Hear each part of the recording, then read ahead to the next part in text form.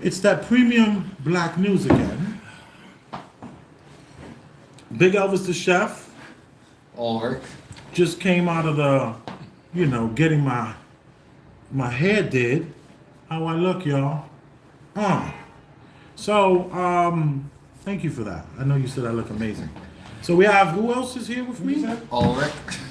And you have Dr. Surgeon, the people's doctor. But I'm still going to be Dr. Small Hat. I think I might be Dr. Small Hat maybe for the next week or two until all this stuff's, work itself out. Yeah. So if you ever wonder who they talking about with the small hats, we're gonna cancel them. We talking about him. Yeah. All right. So now, it's been a great week. It's been wonderful. A week in review. We're gonna have to start doing week in reviews. And look. You see how Ulrich right now is in the shadow. You see you're in the shadow. We gotta fix that. In the shadows. You gotta come up. Come up. You might be able to adjust. It's a little hard. Boom. There you go. Okay. There you is. Yeah. All right. Big Elvis the chef rocking the lumberjack, and then the bamboo scarf. Acting like I'm in France somewhere. Y'all don't know me. What you doing? Oh, what you got? A turtleneck? I mean, what's a bot neck? What do you call this? I get bot neck. Yeah, just kind of. It's a bi neck? Yeah, when Elvis, when he first looked at that, he thought it was a nice material, but unfortunately, That's it's not only true. acrylic. You say you didn't think it was a nice material? I knew as soon as I saw it, I was like, it looks cool. I like a cable sweater, but I think the fabric of the cable sweater needs to represent, the man. And this was a gift from. I was teasing him about the sweater before the show got started. So I digress from all that. I think it's a nice sweater. I like the sweater. I like that. I think that was fun. I might, Doc, you looking I like good it. yourself? You looking good. I like this looking. Yeah. Like a little Just looking very handsome yourself over there. Men are allowed to say that to other men. A lot of people don't know that. They think, like women, they're unaware that you are allowed to compliment your friend. Mind you, women go all day long. They even tell women the most outrageous things. I would go gay for you. And they all just start going, ha, ha, ha, ha, ha. You're so funny. Yeah, I love you too. Like, what?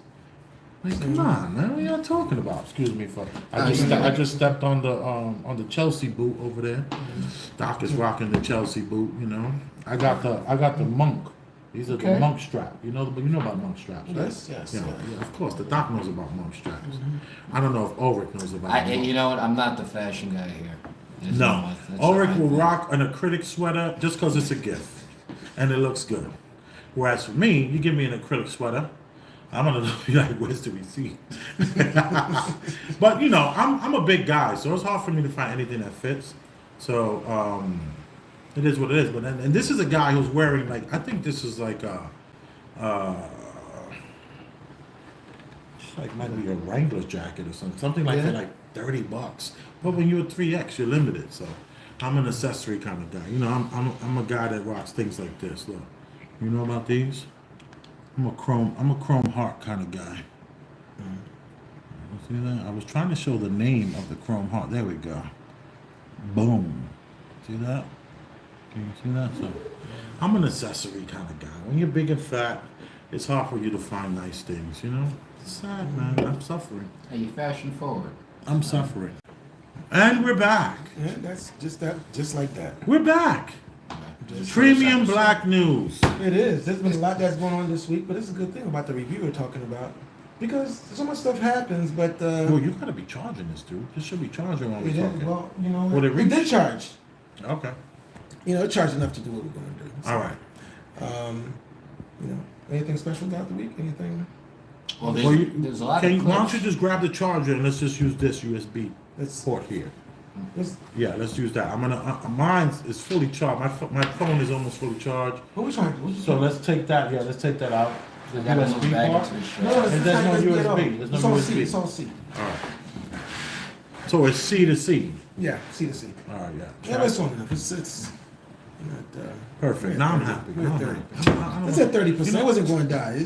People, it'd be like at 20%, like, oh, charge. Like, listen, 20%, I go through like the rest of half of the day. Yeah, but you do have a nice sweater. I don't know why we even brought that back up. It was like a joke. I was, even though I did go through the tag and was like, let's read the tag what it says. That's okay. Yeah. Eventually, we're gonna get where we. And the great thing about that sweater is if you lose it, you get a hole in it, you don't even care. That's You true. know, it's not like you're paying. You know, you spend $300 on a sweater, you would probably care. You know. Now, would either of you spend $300 on a sweater? Every sweater I have costs $300. That's out of control, man. Yeah. Well, you know, you got it as a gift. You know what I'm saying? It's good. You know.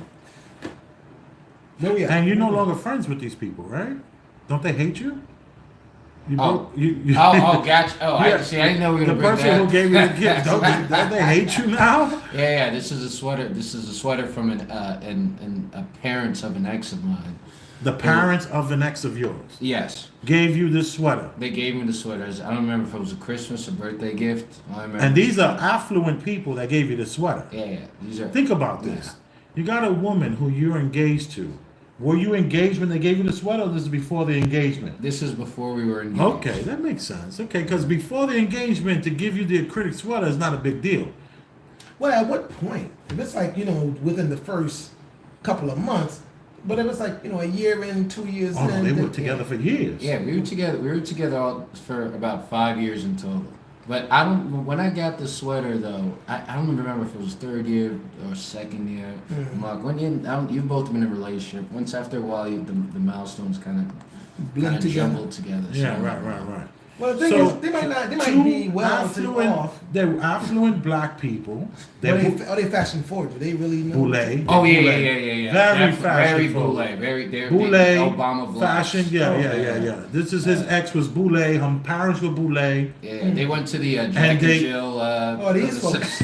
Yeah. That's our friend. That's So check this out. So if they give you an acrylic sweater, what happened? what are they saying to you though?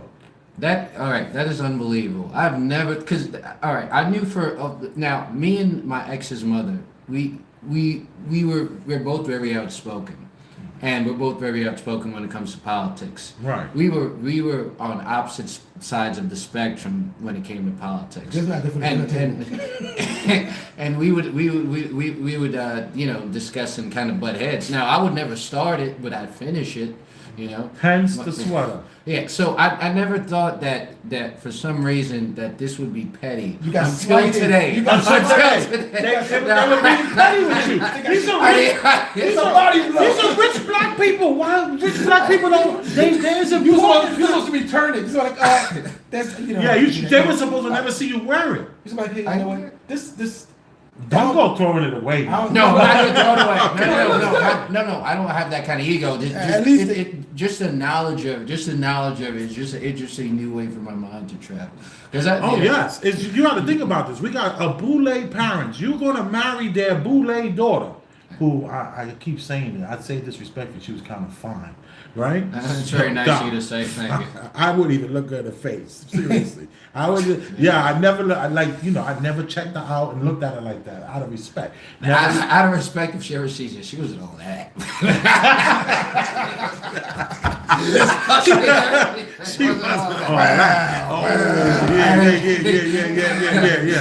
Yeah. That was no petty. That was just a strictly. We just want to be down to earth on the show. Yeah. For the record, she was alright. But her parents, this is like, we're talking about people that are well-to-do, affluent black people. Their future son-in-law. Right. They give him. Wait, this was before I was engaged, but I guess they assumed that trajectory. Yeah, go ahead. Right. Yeah. Makes it worse. But go ahead. Yeah. They were supposed to be like, yo, this is how we live it. This is going to introduce you to some fabrics. Bring you we're going to bring you the knit. And we're going to bring you the cashmere. We're going to bring you, like, look, this is bamboo. This scarf is bamboo. Come on. Forget about it. Did you get them again? Oh. Yeah. No. I got them gifts. I just don't remember. Listen, me and Alicia would get them gifts, and it'd be on behalf of both of us. Oh, right? so Alicia got the gift. No. I'd get the gift. No, I'd pay for gifts. Look, he's a generous guy. Listen. You should have seen the ring he got her. I went with him to get the ring. Yeah, he did. Yeah. Yeah. He I was was like, with me when he got yo, the ring. I know these small hats around the corner over there near where you at. They've been around a long time. Let's go holler at them. We went over there, and by the way, she had given him a list of the rings that she wanted, and it was the second on the list. Three different cuts, three different styles. It was the second on. It wasn't the fourth one on the list. It was the second one, so that was pretty good. He spent over $3,000 on that damn ring. This is true. Yeah, it was beautiful. He still got it. She gave it back. Which was great. If anybody wants a wedding ring, by the way, I'm selling it for $2,500. I'm just kidding. Yeah, good luck. Go ahead. You want to see what a diamond is worth? Go ahead and try to sell it. Go ahead and try to sell it. 150. All right, go. How do you get to that point? Which Like, in other words, to the point in which you're going to get an engagement ring for your girl. How do you? Because a lot of guys, they go with the girl to go do the ring shopping, but I always was on a different note with that. I was going to pick out how I want to be represented on your finger. That's to really represent me. It's not what you're trying to do for yourself. So that's, maybe it's a little selfish or whatever, but I never seen the knowledge of me just what No, trust me, I'm right with you with the selfishness. First of all, it took me about 5 years to propose, and she proposed to me a year or two in the bathroom of a dinosaur barbecue when we were all messed up on stuff and stuff. Okay. Anyway, but point. Some of mine speak truth. I certainly trust me. I wasn't really a big negotiator. This wedding ring was was for years and years. Essentially. Well, put it like this. He told me. He said, "Yo, I'm thinking." Yeah, he said, "I'm thinking about," and then I was kind of like pushing for it too a little bit too. I was pushing. She was so cute though. I was like, "Yo," he was a big fan. Yeah, I was a big fan of them together, and what it was that he said, I'm thinking about getting her a ring. And I said, you should do that. I said, I got a guy. He calls me 2 days later, yo, where you at? Let's go get that. So it was real fast. Once you made that decision, he went, picked up the ring. The ring was absolutely nice. Beautiful. Absolutely beautiful. Absolutely beautiful, man. Well, you know what? Everything happened for a reason. Everything happens for a reason, man. That's it. I think it's her loss. Honestly, I think it's a good move for you starting new at this age. I was trying to tell him, don't do it. Don't even think about doing it till you're 35. But they were together for so long, that 5 years. I was like, she was like, we were in the car and she started some weird argument happened out of nowhere and marriage came out. I was like, oh boy, she's like, every day. Shoot, I remember. Yeah, I do remember that. That was kind of awkward because we were kind of both messed up. The guy else was kind of a referee. Yeah, I was like the referee. You need 2.5 years of, you need 2.5 years from the time of separation to get all that stuff out, to start anew, a rebirth, so to speak. It's gonna take longer, I think. It usually takes the amount of time you were in a relationship to fully get out of the relationship. So you got to see how, and then it helps when you see the person after a couple of years. Then you realize I'm over this person. Yeah. Like I have a child, right? My first child, and her mom. I was like kind of scared to see her mom after so many years had went by. But when I saw her, yeah, she had a little hold on me. Of course, I was like, I cared about her a lot. But I'm not gonna be rude, but there was some things I just couldn't get past. Okay. So when I saw her, I realized I feel nothing. Wait, This is great. I feel nothing. We can hang out. We can any chill. of those things you couldn't get past? It was like, thought maybe it was like maybe something was going, but it just wasn't there. So there was a particular thing you couldn't get past, or that's just you just wanted to keep I couldn't get past certain things, I just there's certain things that I just was like trying to stay away from, I loved her, but I said to myself that this love that I have for you is a little abnormal. I don't think a man is I'm not supposed to feel like this so quickly. So what we should do is let's step back for 30 days. Let's just take a break, because it was becoming very volatile, and she was popular at the time. She was popular, so her popularity kind of got in the way of me wanting to take it to the next level. Right. This is going. Yeah. So she was a little too popular, and I didn't. It was her popularity was in her past, but while we were on a little break, she got popular again twice in that break.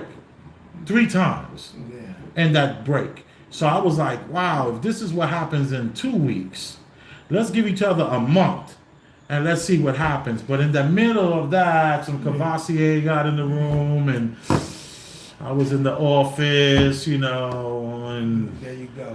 you know. Tell you what, you happens. you let a year go by, she could run for office. All right. So, all right. everything happened for a reason. We're here.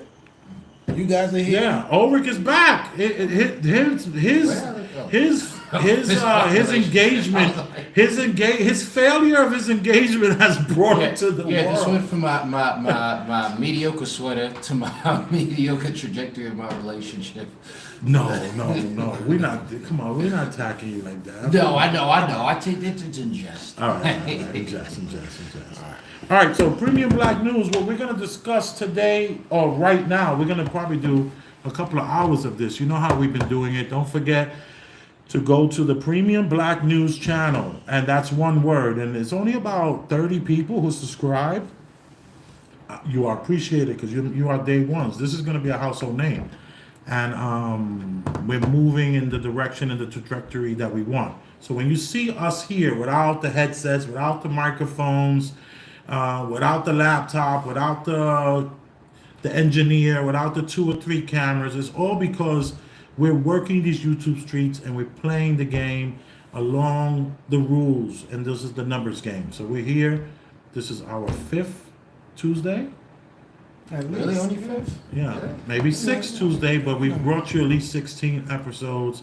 So we really need you to go over to the Premium Black News channel. Just subscribe there. We just need you to subscribe there because in a minute we're going to transfer all these episodes into clips and we're going to put them on that channel. And then we're going to go harder and harder and harder. And before you know it, we're going to have a room full of people with at least up to, I just purchased something that's going to have us where we can do at least 8 microphones.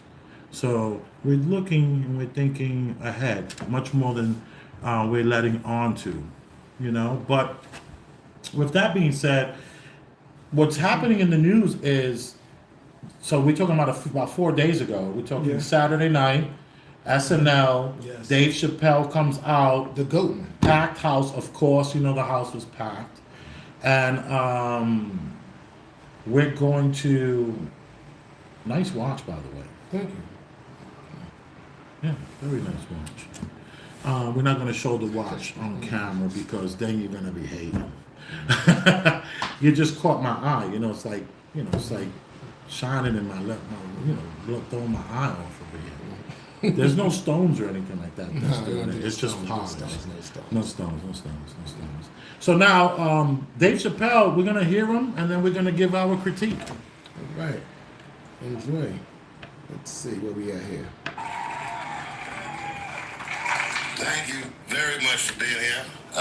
But before I start tonight, I just wanted to read a brief statement that I prepared. I denounce anti-Semitism in all its forms. Truth drop. The fact that this man had to say something that I prepared shows how he's to some point. Yeah, so that's a truth drop that he's controlled to some degree. And I stand with my friends in the Jewish community. I denounce anti-Semitism in all. But before I start tonight, I just wanted to I was going read to say, he's saying it in jest. a But brief he's saying it in statement that I jest. prepared. Yeah. But I still think it's a truth drop to some degree, you know. I denounce anti-Semitism in all its forms. And I stand with my friends in the Jewish community. And that, Kanye, is how you buy yourself some time. See, I didn't even hear this first time. I heard it must have been the middle. I gotta tell you guys, I've probably been doing this 35 years now. And early in my career, I learned that there are 2 words in the English language that you should never say together in sequence. And those words are the and juice. I've never heard someone do good after they said that.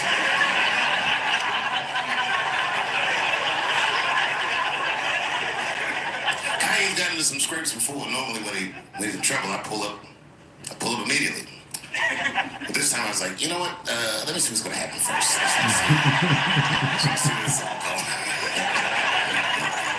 Yeah, because you remember when he Can't remember how said. it started. Remember when he said, George Bush. No, black people, it was a choice. Slavery Right. was a choice. Right. And Dave Chappelle Chappelle. went up there along with other comedians, and a slew of people went to one of his farms or one of his ranches to show some moral support. It was truly a photo op, but they sat around and smoked cahibas, I'm sure. Vaguely, I remember it started with a tweet, strange tweet. It was like, I'm feeling a little sleepy. I'm gonna give me some rest, but when I wake up, I'm gonna go DEFCON 3 on the Jews. And then he just went to bed. I was up all night worried. What is he gonna do to the Jews? All right, I'm going to keep pausing it. I'm sorry. For time is helping. I kind of find it interesting that he says, what is he going to do to the Jews? When he said, I'm going to go DEFCON 3 on the Jews, wasn't it what he should have been waiting all night for was, what is he going to say?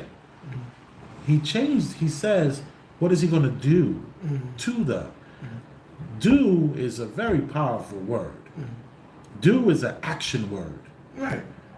When Well- really, I took it as, what is Kanye going to say tomorrow? Opposed to, what is he going to do to the? Doing to the.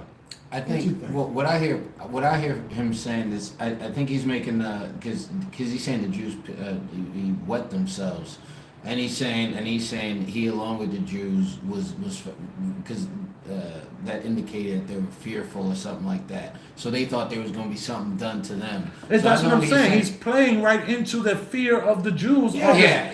He's hyping up the set. He's he's putting himself in a way where he's saying, I was up all night wondering what is Kanye gonna do to the Jews. Right.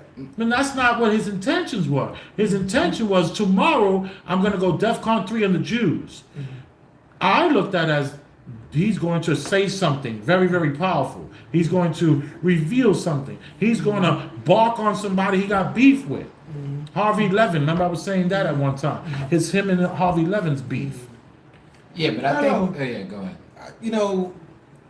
I think Chappelle is like one of the goats, and I think he just plays on the words. I think he expands it. He goes in and says, the two words you can't say, and those are very two words he's going to keep using throughout his thing. Yeah. So it's like, so it's, I don't know, it's I kind of see what you're saying. I kind of agree with what you're saying in that I think he's playing on the do. He's making a joke out of the reaction.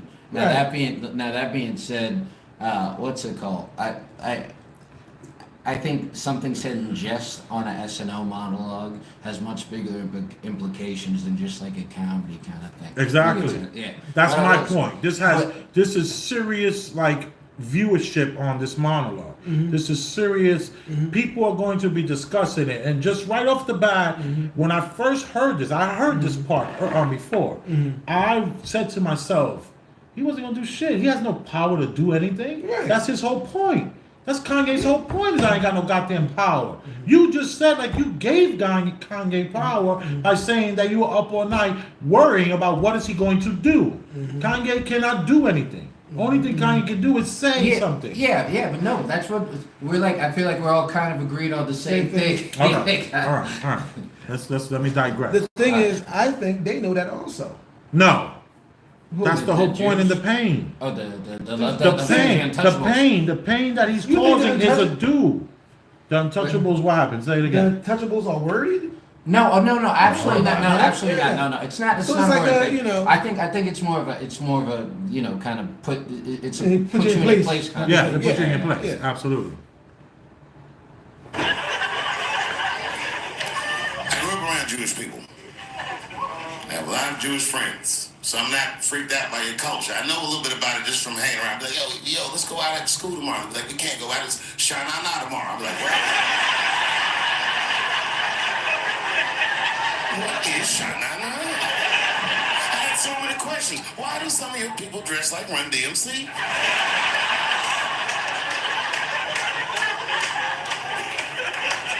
I gotta stop. Kanye woke up from that nap, he went right to work. Sorry, guys. My issue also is that all the Jews that I know and the Jews that I've worked for, the Jews that I've cooked for, the Jews that I've never been in business with them because they won't let me go into business with them, but they'll let me work for them.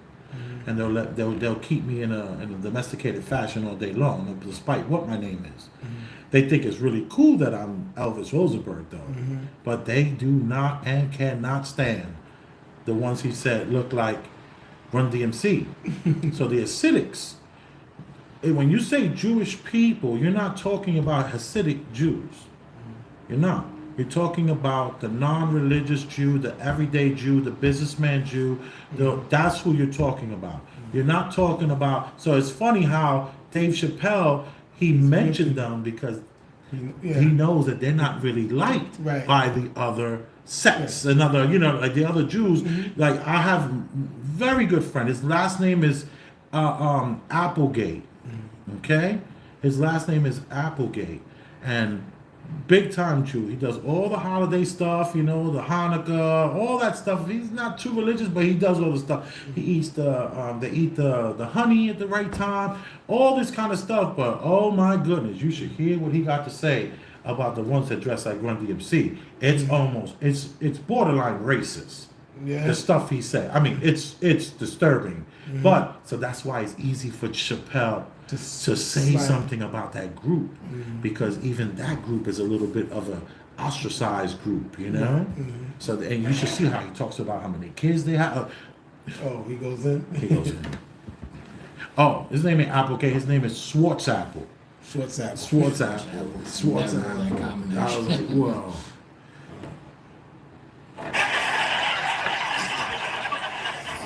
A year ago, I'd seen him on a podcast called Drink Champs. Great show. And it was an amazing appearance. Noriega and them were there, the rappers that I love, and they all had their gold chains and stuff on. And Kanye said, only millionaires wear chains. They said, what? He said, I'm a billionaire. Billionaires don't wear their money on their body. I took my chain and I said, oh, snap.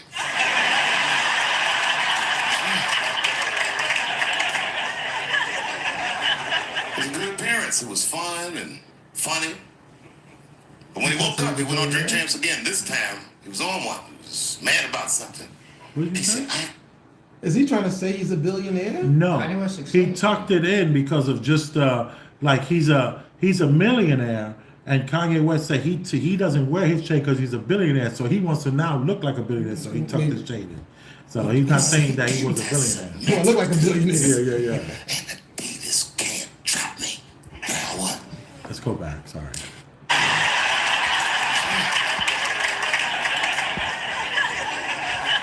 It was a good appearance. It was fun and funny. But when he woke up, he went on Drink Champs again. This time, he was on one. He was mad about something. He said, I can say anti-Semitic things, and the Beatles can't drop me. Now what? Adidas dropped that nigga immediately.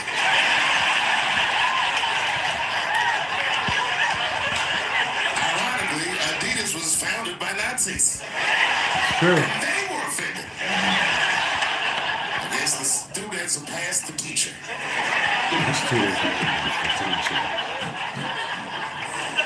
Truth teller. It's a big deal. He had broken the show business rules. There's just a rule. The rules of perception. If they're black, then it's a gang. If they're Italian, it's a mob. But if they're Jewish, it's a coincidence, and you should never speak about it. Because it's a long show, we talked about funny. this. Yeah. So tell me about your feelings on if you're Well, no, it's black, interesting. what are your gang members? You're a gang member. Yeah, you so know? and what he's referring to is how the criminality of it all. Right.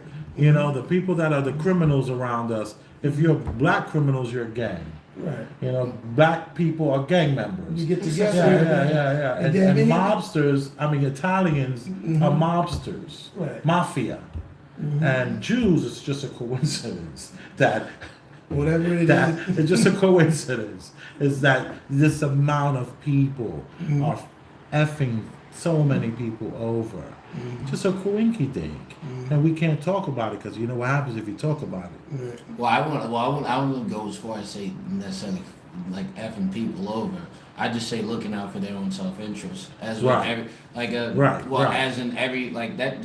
If when you write a contract, it's your obligation to make the contract in your best interest, and you're supposed to. And the person who's you're right. The other person is supposed to kind of counter that contract. Right. And you're supposed to have it so it gets the. You're supposed to look at yourself. The capitalism's based on you looking out for yourself and you being able to help yourself out. Value for value. That's true. Like, I mean, one thing that's kind of sad about it is the fact that the average person of color have been subjugated so much. By the time they get in front of a contract, they're too excited just to sign it. So they don't even look for their best interest in it. But you're completely right. But you know, at what point do they learn that? I think that's indicative. You know, I think part of what the music industry, so these industry that discovers these hyper talented people, I think they seek out people from kind of distressed backgrounds where they'll become dependent on them, whether it's financially, emotionally, or something like that. So that's why they'd be more receptive to working absurd hours, being receptive to taking their kid out of school, being receptive to kind of sign whatever contract just so they would be signed, and that. So So I think it's predatory in that, you know. Let me say this. We used to have a friend that was in the music business. You remember this friend of ours? This is when we first met in the 90s. Okay, yeah. And I used to I couldn't understand why this friend of mine's just refused to sign any of the paperwork. And it was because he was too smart for his own good. You know, so ultimately he failed at the music business. Very talented producer, and extremely, could have been one of the greats of our time, one of the greatest of our time, possibly. But the problem is that when he would go into these meetings, he would read these contracts, and he would be like, "No way, I'm signing this." So what did they do? They was like, "Well, we'll just get the next talented guy who ain't gonna read it. So I always said that our old friend, was too smart for his own good. Because, and this is what Kanye is talking about as well. He's talking about a group of people that are going to F you over, right? Who are going to have, like Ulrich said, their best interests. Here's the thing, though. They are not going to allow the good in unless the good will satisfy or quench their best interests. So that's where the problems lie. This is why Kanye said we need to pull out all contracts from all these different sectors and let's have it as a public understanding of what you're getting into. Let's let the people decide. Let's say, because a lot of the stuff that you see in these first contracts, it's so sad because these people know that you're gonna not make it to your next album or your second album. Their attitude is, we're gonna put $500,000 into you or $1 million into you. We need to recoup that money back. And you think, okay, that makes sense. You want to recoup your money back. What you don't understand is that, you know, it's like for every Red Bull that you get, they're charging you $59. Right. You know, for that studio time, they're quadruple charging you. Right. They're putting people around you that's going to now manipulate you and move you in a certain direction. They hope and pray that you get your best friend to be your manager so that they can have his ear. Because he doesn't know the business. He didn't go to college. So what they're going to do is they're going to say, oh, that's great. You should hire your best friend to be your manager. And now we're going to have people in his ear. It's just craziness. So I understand the best interest of a person, but I also understand I had a friend that was just too smart for his own good, so he never made it. And when I say made it, I'm talking about being able to have people hear your music, being able to go on tour, being able to survive, to provide for your family off of your skills and your craft. And then nowadays, it only takes for you to keep showing up on time and willing to sign. You ain't gotta have that much talent. You ain't gotta have that much skill. You Well, just, you know what? unfortunately, that's the way it goes. It's weird because it cuts like both ways, and you're right. A lot of folks probably would have made it a whole lot further if they sounded the line, kind of like played along with the game and stuff like that. And you have certain folks who kind of like push back that we never heard about. Never hear about We're it. hearing a couple of folks that got their foot in, and now they're screaming, so we have to kind of like deal with it. And I guess we're just kind of like evolving on how we kind of like deal with that. But I'm not mad about kind of like what he did. He probably could have definitely gone further. But if he did get further, Who are you talking about now? you're talking about our friend, Our friend. right? How would he have been compromised? Right. You know? He wasn't going to compromise in any way, shape, or form. So it's like And they wanted I remember there was All one rights or time whatever. they wanted the rights to stuff that he did 20 years ago. craziness. Then So he was like, what? So I have another- 500 songs that I've done. You Right. telling me that this, you what? Yeah. You know what? The thing is, what they trying to prevent, they're trying to prevent him coming up with some fly shit and don't want to give it to them. Right. And say that some shit I had some before. So they want to, whatever you ever done in life, creatively, Right. we own. Yes. So that nothing from, so they just trying to, but these are the type of stuff you're talking about where you would think it's like crazy. Right. And then they have you by the paperwork. So you can't even really move, Right. And that's Right, let's coming. continue. Okay, Yeah, hold on a let's see. second.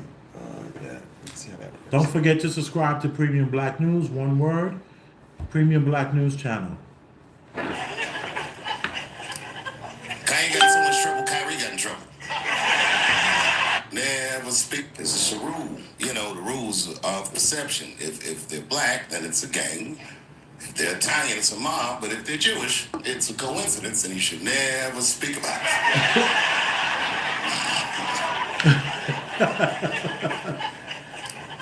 Kanye got in so much trouble, Kyrie got in trouble.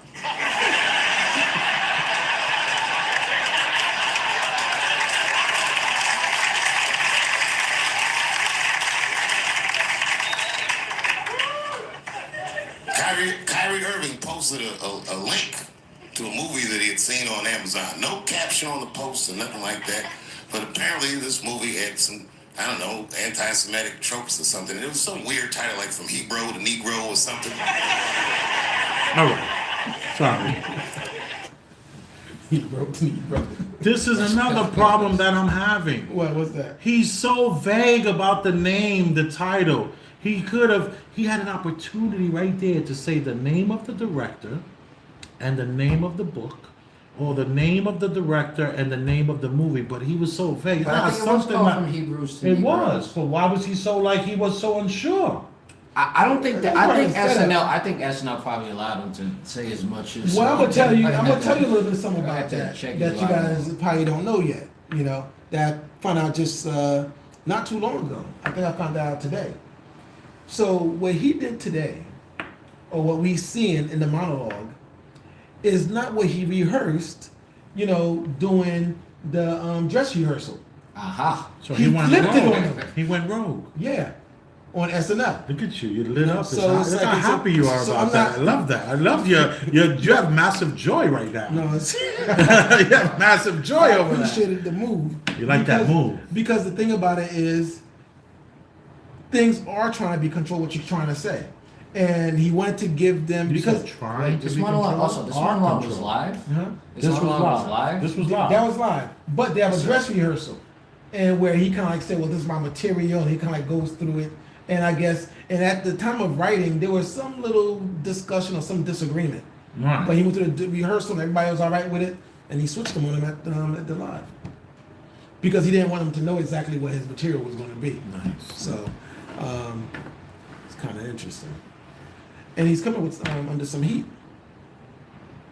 It's early on, but there was a couple of write-ins and stuff like that. And interestingly, what they're trying to say. Also, wait. Did that information just get leaked out? Did Dave Chappelle say that?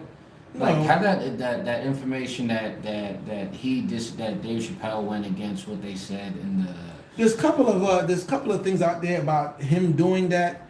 On top of it, you have some folks that's writing about what he did and the fact that it's going against the grain, and the fact that he's trying to make comedic jokes about Jews, which is going to desensitize folks about Jews. But that's how we do about everything. Right now, you desensitize about somebody getting shot because we have it so much in our face. There was a point in time in history you saw a shooting on TV, you'd still be like oh wow, Now Hey, they you're talking about it all day. Yeah. The next day at the water Exactly. cooler.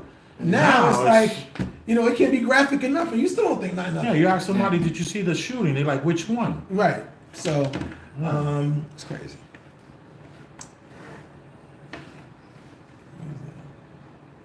Oh, but wait, sorry. I was gonna. I was waiting for you to finish. By the way, I was gonna say that the fact that Dave Chappelle kind of seems like a I don't know, a controlled rebel or something like that. Because for some reason That's called controlled opposition? I didn't want to use the term because I don't know what he's opposing. Who I don't even know what he's necessarily like. Those are the opposing best to the ones. status quo or Those are the something. best Yeah, ones. that's what- Those are the best ones. 'Cause it's weird, like like a lot of stuff that and I don't mean this to be conspiratorial, but I'm saying with Dave Chappelle would one time kind of be fully on the, I guess, George Floyd side. Do you remember that we were talking about before the podcast when Dave Chappelle made the George Floyd special, Right. where he talked about how much the George Floyd situation kind of hurt him and stuff. Whoa, let's not get off topic. I never saw Yeah, that. yeah, Let's not get off topic. Yeah, Doc never saw that. I remember it vaguely. Just like Gotcha. we were talking about these shootings and everything that happens, we just can't remember any of this stuff, Gotcha. All right, so let's digress from that. Let's continue. Unless you have something else you want to say. No. I was kind of going to go too deep into that. So Yeah, let's keep going. That might come up later. And the NBA told me he should apologize, and he was slow to apologize. And then the list of demands to get back in their good graces got longer and longer, and this is where, I draw the line. I know the Jewish people have been through terrible things all over the world, but you can't blame that on Black Americans. You just can't. You know Listen, what I sorry mean? for a second. You had said something earlier, and you kind of like alluded to it about, controlled oppositions and things. And one thing I always take any person that's in the limelight that could garner so much attention so quickly, with a grain of salt, because they got there by being received a certain way by a certain group of folks because they're going to do their bidding. So now he's been through some back and forth that may say, is he really authentic and coming from the heart and all that stuff? But all that stuff can be played out to gain our trust. Chappelle. Yes. Yeah, Of course. that's what I was saying. So course. and it has always worked out that way. Throughout history, there's always been some opposition pushing forward, and the way to try to mitigate that opposition is by trying to have one of those folks that have so much attention take on the cause, and then because they have such a large voice, they kind of like rope everything that was going on that way along with them, and people think that's kind of like, okay, this is where we're going with it, and they take that and dampen it down. And I think that's called steering. He's Yes, exactly. steering everyone in that, Exactly. in that. And then it goes somewhere to make it into something else, to make it into a big party, to make it into something, just to diffuse it and stop it from going where it was going naturally go. So, and this is one of those situations, the way it's brewing, that's happening with Kanye, the way it's going with Kyrie, and you have so many other folks now kind of like falling in with the idea of what's going on. Right. It's one of those situations they would like to steer. That they don't want to go off the. So you're saying that possibly Chappelle is It the could be. steerer It could of be, yeah. that narrative, which you're saying he possibly diverted from. Right. And what maybe- we're hearing, but is it speculative? Is it speculative, or is this concrete that whatever he presented during the writing and the rehearsal is different from the actual thing, or is this It's just? so new. It's speculative. So we have to wait. What's your source? Where do you get this? Well, from? it's on several different sources on there. Oh, okay, that like make reports on that. YouTube. Yeah. Is it like They're okay? independent folks that's coming up with this stuff. They've been doing it for a while. I think, this person that I can't remember what their name was, but they had about 250,000 folks. Now I'm really proud of you for taking this internet shit the way you're doing it, man. So This guy over here is so, taking this internet thing serious, man. What's up, man? hey. I'm Well, look serious. at I'm people proud out of you, man. people out there in the street. They're talking. Ulrich, no social media. Dr. Surgeon, no social media. No. Ulrich, he shows up on Tuesday. You know, The dog is over here trying to figure shit out. you're not missing. You're not really missing nothing. What we have is a lot of folks out there. They're expressing their views. The truth of the matter is, everybody got a little bit of the truth. And if you put all of it together, the ones that match across the board, you might be able to, if you're going to believe something that you have no reason to believe at all, you might believe that piece that all of them have in common, maybe, and where they got it from. So it's I definitely agree with everything you said. Let me just respond to one example real quick. Yeah. 2 seconds. Now listen, granted, now I'm not kind of in the realm or kind of in the or know a lot about kind of what's going on in kind of celebrity. Ulrich, we news. love this about you. Are you kidding me? Celebrity news. I want you to continue to do what you're doing. Never change. Yeah. So a lot of this. So the I don't some want of the you Kanye on the West, some of internet on the- trying to find something salacious to talk about. No. I don't follow a lot of salacious stuff. I Yeah, do don't follow worry about real it. news. I do follow kind of. I don't know if there's such a thing. So. Oh, that's fair. That's fair. All right, come on, let's go. It sounded so smug. I follow real news. I follow real news. Thanks for the one person that said that. A fair punishment would be you should just post a link to Schindler's List and y'all write your own captions. That went over my head. Kyrie Irving's black ass was nowhere near the Holocaust. right? In fact, he's not even certain it existed. Not even certain if it existed. That's a play on the. That's a play on the flat Earth. No. No, it is. But it's a double entendre. Because of Kyrie Irving, he's like, I don't believe the Earth is round, it's flat, blah blah. So now he said, well, he probably don't even know. He probably don't even think it's real. He don't even think. Well, I think he was saying that the movie said that the Holocaust was not real. Yeah, The so movie, he's- no, the movie Schindler's List. No, the the movie, documentary. do you know the name of the movie? Hebrews to Negroes. Thank you. the- Because everybody's so vague about that. You know what? No one in the news is saying that. They just saying that it was a movie. They don't say the name of the movie. Right. All these news outlets, I'm like, wow. Nobody want. But the thing is, it's still #1 seller. I'm sure. Hebrews to Negroes. Yeah, right now on Amazon and the book. The sheep will line up, sir. Even the woke ones. News pundits screaming about Kanye. She said, mental health is no excuse for that type of language. Yes, it is, bitch. Well, when you're crazy, you Somebody should if be you're able to mentally talk. ill. Listen, okay, I don't think Kanye is crazy at all. I think he's possibly not well.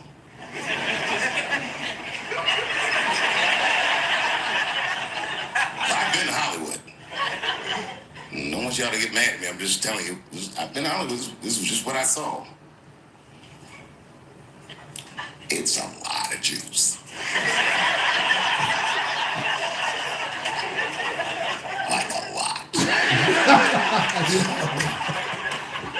that didn't mean anything. You know what I mean? There's a lot of black people in Ferguson, Missouri. They didn't even run the place.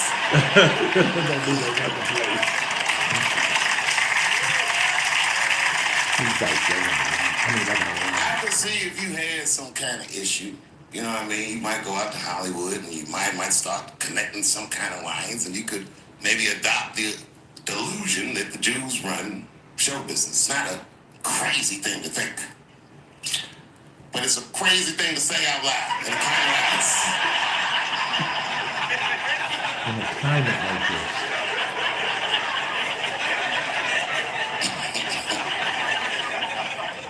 Now the midterms are over, and it's crazy climate. And I gotta tell you, I feel like this midterm, like all of humanity depends on it. And it's an ominous sign. The most ominous sign of the midterms, I believe, would be Herschel Walker, who I don't want to speak badly of because he's black. But I have to admit, he's observably stupid. Herschel Walker? I don't know anything about Yeah, he's a football player. He's a big Trump really loves that guy. He used to own a team that Herschel Walker played for, and I think it was the alternative to the NFL because Trump was always against the NFL, trying to make another league.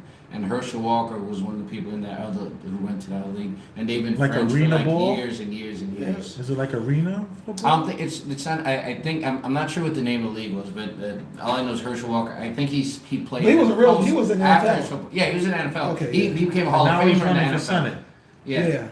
And I think Where? and What he's state? Was it in Georgia, and he's running against another black man, Raphael Warnock. They what's it called? Yeah, it's funny. Usually Democrats do that slick stuff. They put another black man to run against because they did that with. All right, let me not get into politics.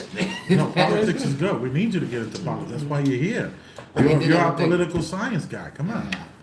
But so yeah, Herschel Walker is currently in a runoff, which I guess they're not going to know who won or not until like December, and so that's going to determine control of the Senate. But Democrats are still going to have control of the Senate because Who was that black senator? Black guy. He was like the only one for a while. He was only like black senator. Yeah, like in the Midwest or something. Like what's his name? Bald There was a guy. bunch of black senators. In the Senate? Yeah, there was over time. You're talking about the No, I'm talking about just recently. He was for the last, I don't know, 10, 15 years. We'll figure it out. I don't remember what you're talking about. Hold up.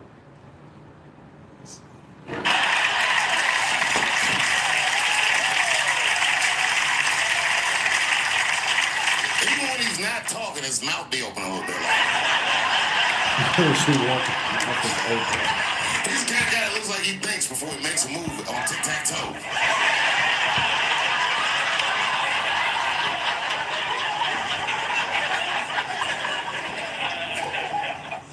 And I'm watching the news now. They're declaring the end of the Trump era. Now, okay, I can see how in New York you might believe this is the end of his era. I'm just being honest with you. I live in Ohio amongst the poor whites. A lot of you don't understand why Trump was so popular, but I get it because I hear it every day. He's very loved. And the reason he's loved is because people in Ohio have never seen somebody like him. He's what I call an honest liar. No, I'm not joking right now. He's an honest liar. That first debate, I've never seen anything like it. I've never seen a white male billionaire screaming at the top of his lungs, "This whole system is rigged," he said. And across the stage was a white woman, Hillary Clinton and Barack Obama, sitting over there looking at him like, "No, it's not." I said, "Now, wait a minute, bro. It's what he said." And the moderator said, "Well, Mr. Trump, if in fact the system is rigged, as you suggest, what would be your evidence?" Remember what he said, bro? He said, "I know the system is rigged because I use it." I said, "God damn." And they pulled out an Illuminati membership card and chopped a lot of cocaine up and stand right at the podium. I should see it then. No one ever heard someone say something that true. And then Hillary Clinton tried to punch him in the taxes. She said, "This man doesn't pay his taxes." He shot right back. "That makes me smart." I remember that. You remember this? Look at Ulrich's face. Your face is quite turned up right now. So you look really irritated right now. Tell me why. I'm not irritated. No, listen. I'm not irritated. Go ask your question so I know how to appropriately. What are you thinking about his statement about Trump and when Trump said what he said? It's not so much about what he's saying that he's disparaging Trump or the left. It's just that for some reason, whenever he does, Dave Chappelle particularly, when he does these kind of these comedy acts, these comedy specials, for every honest, how honest he is about kind of what's going on in the world, he always has like a political agenda against the right. And it's like it's not even I don't even know if Is I don't Herschel even Walker think of it on the just, right? Yeah. He's Okay. he's a Trump promoted him. Oh, Yeah. okay. So he did the same thing when I mentioned the special earlier. In his special, the special that was talking about George Floyd, Dave Chappelle special. In the Right. special, out of the kind of out of the blue almost, he just decided to trash Candace Owens and talk about her. She had a smelly pussy, and relate because she He literally said that Candace Owens, Yeah, JJ, had an odor. Yeah, he said like it stinks just like her pussy. That was part of the joke. I'm paraphrasing, but that was part of that was a joke. See, I don't remember that was this. in relation to, that was in like response to talking about the George Floyd situation. This in response to the Jew situation. How he or to how Kanye West and Kyrie Irving are being attacked or by the Jew situation. How he just meanders that to Herschel Walker and midterms and stuff like that. Yeah, the whole Herschel Walker thing just came out of nowhere. That's the same It thing came that out happened of with the nowhere. Candace Owens thing. That's what I'm saying. He talked about her with JJ out of nowhere. Out of nowhere, and so it almost undercuts everything that he's saying in this. Like everything, like I don't even. Is this supposed to be truth to me? Am I supposed to take this in? Am I supposed to? It's like he's feeding me someone no nourishment. He gives me tofu.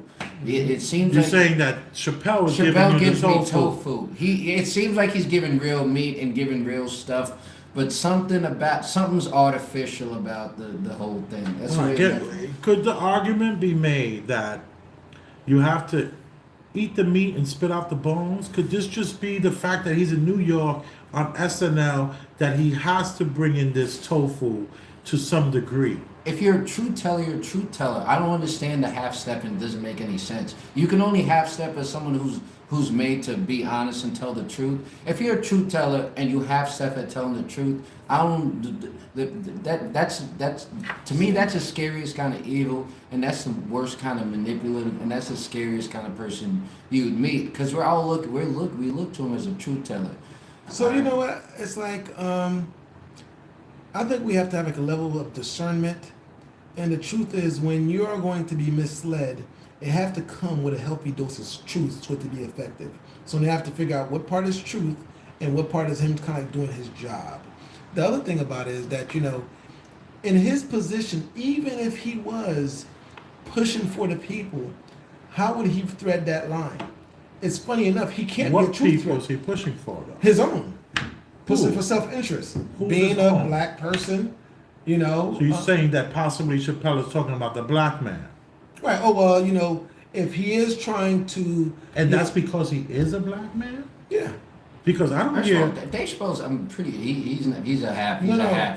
No, you're missing the He's point. half- he's half what? Yeah, he's half black, and it's funny. In one What of do you his mean specials, half black? Dave Chappelle's half black. In one of his Half specials, what else? half white, and one of it, or it's half something else and white. He even said in one of his comedy specials, "Well, trust me, when my hair grows, it's beautiful, baby." And that was his comment in his comedy special. But you seen his hair when it was out. No, we haven't. Have you? When? Martin Lawrence movie? I don't remember that. No, Have when he you? first started, He said, stuff but like, yeah, these I'm just saying, little this is what he said in his this is what specifically he said in this special. He talked about him. Wow. Actually, I'm half black. Trust me, when this grows, it's beautiful, baby. I see that. So also, I didn't even realize that, but that aside is insinuating that black hair in and of itself isn't beautiful on itself. Yeah. So But that's watch out for Dave Chappelle. That's my black. So that Watch face, it. my question was your face. You should have seen your whole body language and all that was representative. You were a little irritated by when he started to talk about it seemed like he was saying something positive about Trump. Yeah, but it's not. It wasn't. It wasn't. This is why he's a. All right, look, I don't dislike Dave Chappelle as a comic. He is one of the best of all time. Right. But if we're looking at him, we need to keep looking at him like a comic and how good he is as a comic.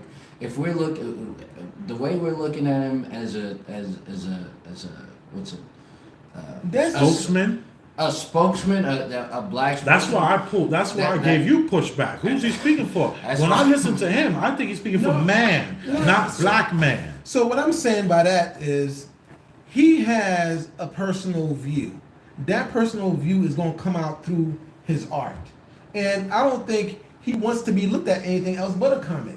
That's how he's able to get away and saying the bits that he's saying. That's a good point. In those bits, you know, you're going to have the truth, you're going to have the nonsense, but you have to use the discernment to get that. And it's like, he is not a spokesperson. He's not, you know, should be viewed like Farrakhan or Muhammad Ali, although he was a boxer. Farrakhan as a spokesperson. You know, no. When we talk about spokesperson, see, we have to get away from that idea of, you know, because the thing is, a lot of people of color, opposition. a lot of people of color kind of like, you know, have this thing with, you know, spokesperson put in place to kind of represent your voice. None of these people represent your voice at all. But if they happen to say something that goes along with what I'm thinking, you know, he's representing me and I'm representing him. And that's what a lot of us that we kind of like want. But at no time any one person represent all your voice. And they try to create this picture that we view everybody, oh, that's person, and immediately just throw him away because you don't want him to represent all your voice. None of them ever represent all your voice. We have to be able to pick a piece of what the person say, like it, push with it, and go with it, and not be felt that, you know, you have to accept all the other stuff that comes along. Yeah. No, I know what you're saying. I'm not trying to I'm not trying to throw away because he let me down as what I thought he should be as a spokesman. I don't think Dave Chappelle didn't let me down. I think the issue is how Dave Chappelle's positioned. He's positioned in a place where he's used to kind of move the minds of black people. His image is used, at least. I would push back on that. Not one black person saw this until it went on World Star Hip Hop. This was a white audience. This was a very Anglo audience. This man is pushing the needle, so to speak. He's got his hand on the pulse of the people, so to speak, but it ain't black people. This man is not speaking to black people, or even, I would argue, for black people. Even though he did say something cool, he said that black people ain't the ones that did all that horrible stuff to you. So that was kind of cool. Yes, he's a black man. Yes, he can come across, but everything he said could be done by an Asian comic could have said everything we've heard so far. A Jewish comic could have said everything we heard so far. That brings up a beautiful. I was waiting to make this point. Come on, because come on with it. Because all right, so there's a comic. And look right here into this little circle. Yeah, there's a comic you may have never heard of. Joe Matarese. Joe Matarese. Joe Matarese is an Italian comic. He's now great.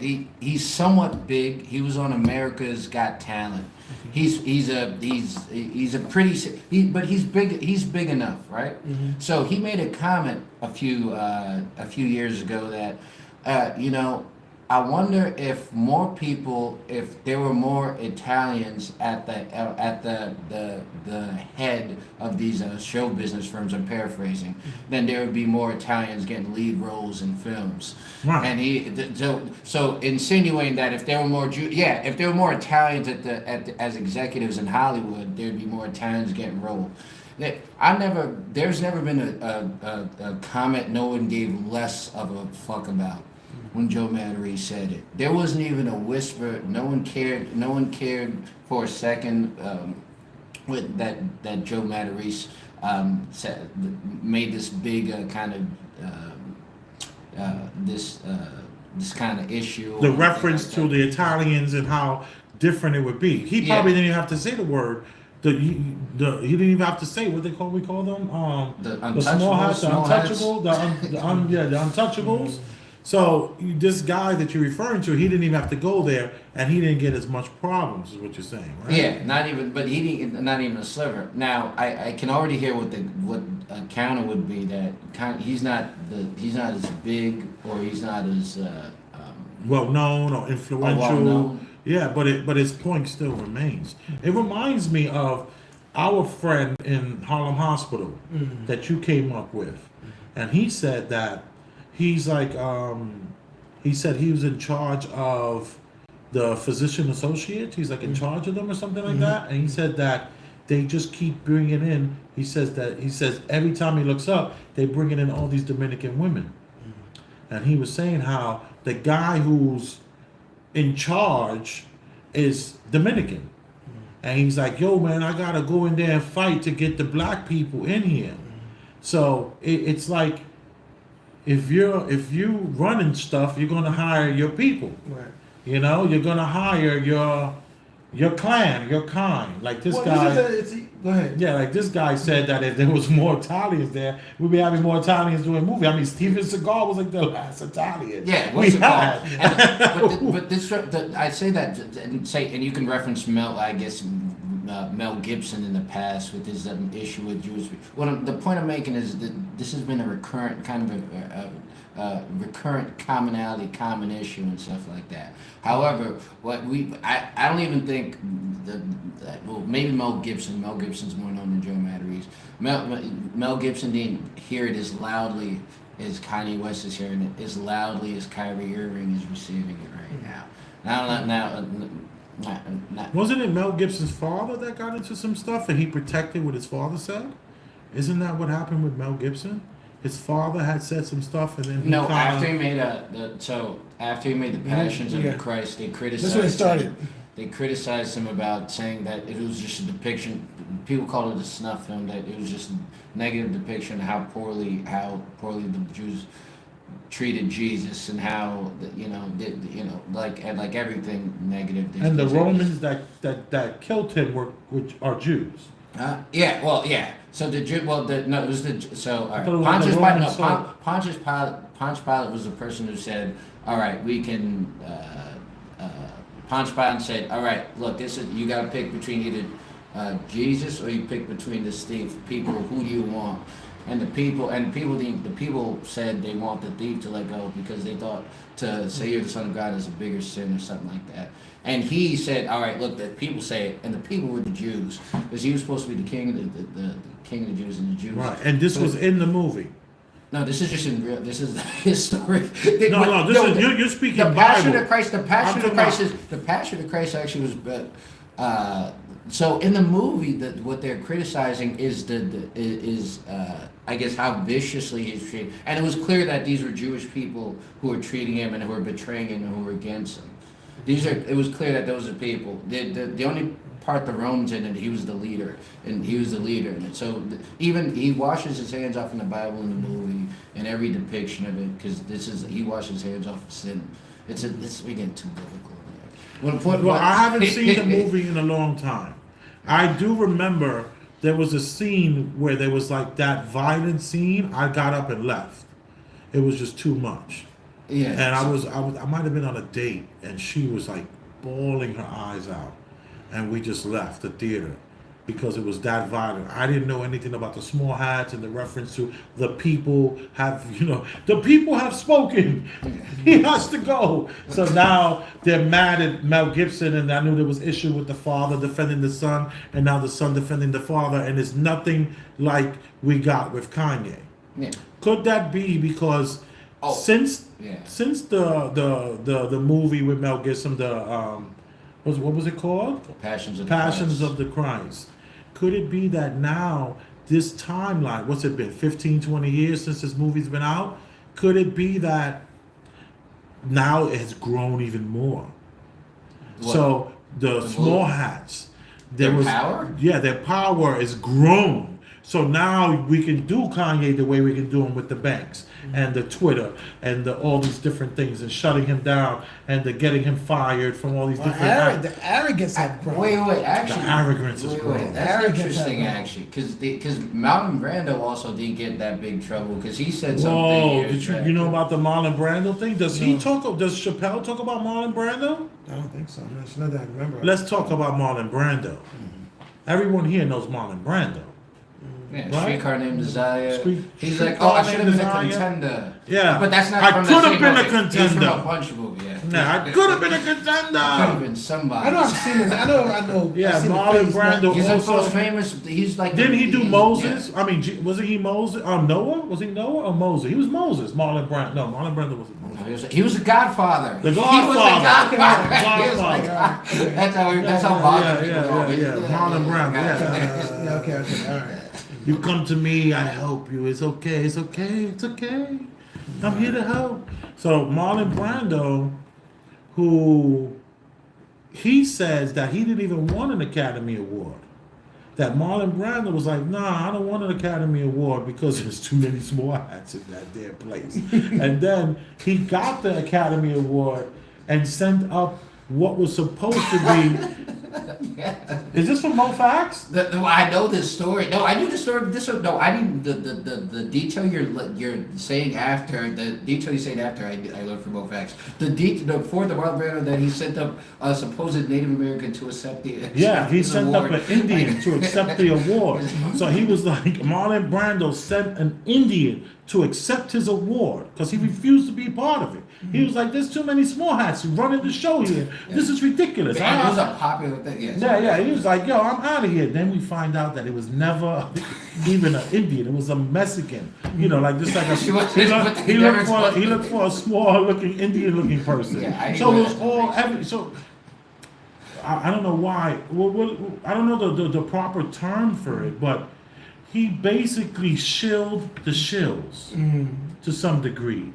He punked the world, but you know he still had a career though. Yeah. So it was interesting when you said something earlier that you think that the Untouchables actually have gotten significantly more powerful since since the Passion. Post-Passion. Yeah. Well, what changed? Did Hollywood get bigger?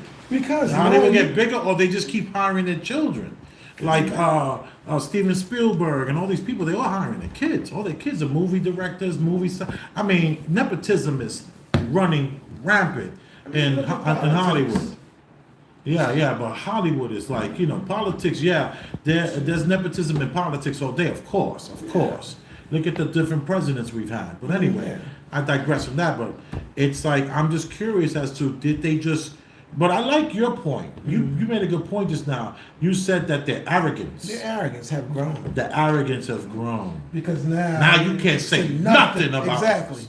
Like But you think it's that they're being arrogant? I would think they're like it's more like fear. When someone's losing power, they like attack. They're more like adamant to like, I guess, attack more. Like it's like now that the country's down, they're shooting off all their missiles. Well, now you know what I'm saying? Well, I think it's. Yeah. I'm about to say I think it's a little scary now because of the age that we in with social media. And if something catches fire and everybody jump on that wagon, it could cause some problems. So I think they might be arrogant and they're a little bit more sensitive about how quickly things could go left if they aren't able to contain it. So I don't think that. I think it's the arrogance. I think you're spot on with it. It's cockiness. It's who the hell do you think you are? Matter of fact, who the F do you think you are? And they come in and they gangsters. All the small hats in New York are gangsters. But why they feeling gangster now? They always probably felt that way, even when Marlon Brando was coming up. Marlon Brando was like, yo, I'm not getting involved in this. This is a joke. I don't want no parts of it. And they still gave him the award, so he sent up a Mexican posing as a Native American. I mean, it's a pretty powerful statement. How do you keep that secret for 40 years? Can you look on your phone and go to YouTube and find Marlon Brando, Indian acceptance speech, Oscars, see if that pops up. Something like that. Don't forget, we're still looking for a producer. Before we get into our studio and start doing different, stepping it up, we would like to bring in a producer. So if you're looking to do some producer work, then what you can do is go to Big Elvis the Chef at gmail.com. Did that come up? Yeah, I got it. Look at that. Let me hold that in. Right. Yeah, this is it. It's a sheen little feather. I learned a great deal from a director named Ingmar Bergman. Often to be most eloquent is to be silent. You're quite right. The film we've just seen has said it all. I think we should say that those nominated for the best performance by an actor are Marlon Brando in The Godfather.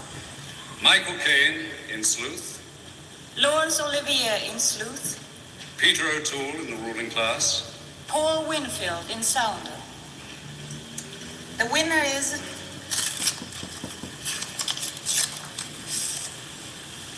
Marlon Brando in The Godfather.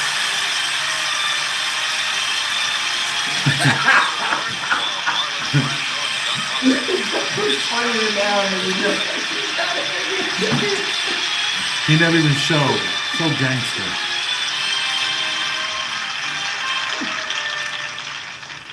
Hello, my name is Sasheen Littlefeather. I'm Apache, and I'm president of the National Native American Affirmative Image Committee.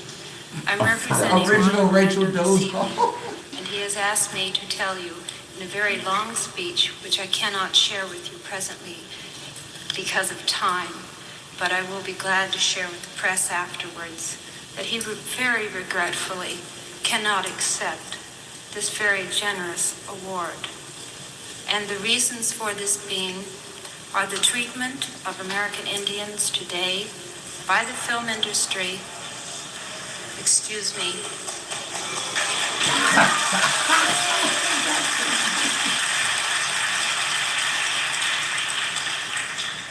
and on television in movie reruns, and also with recent happenings at Wounded Knee.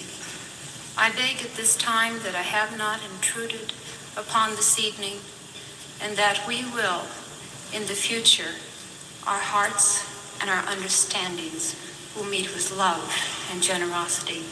Thank you on behalf of Monologue Brando.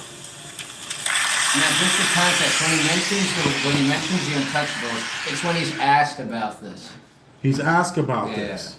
So Ulrich knows about this. I love that. They're just ridiculous. It's like- And look at the way she looked. It was a stage in a stage. It was a presentation of lies in the room full of rewarding lies. You know, it's rewarding alter egos. I love it.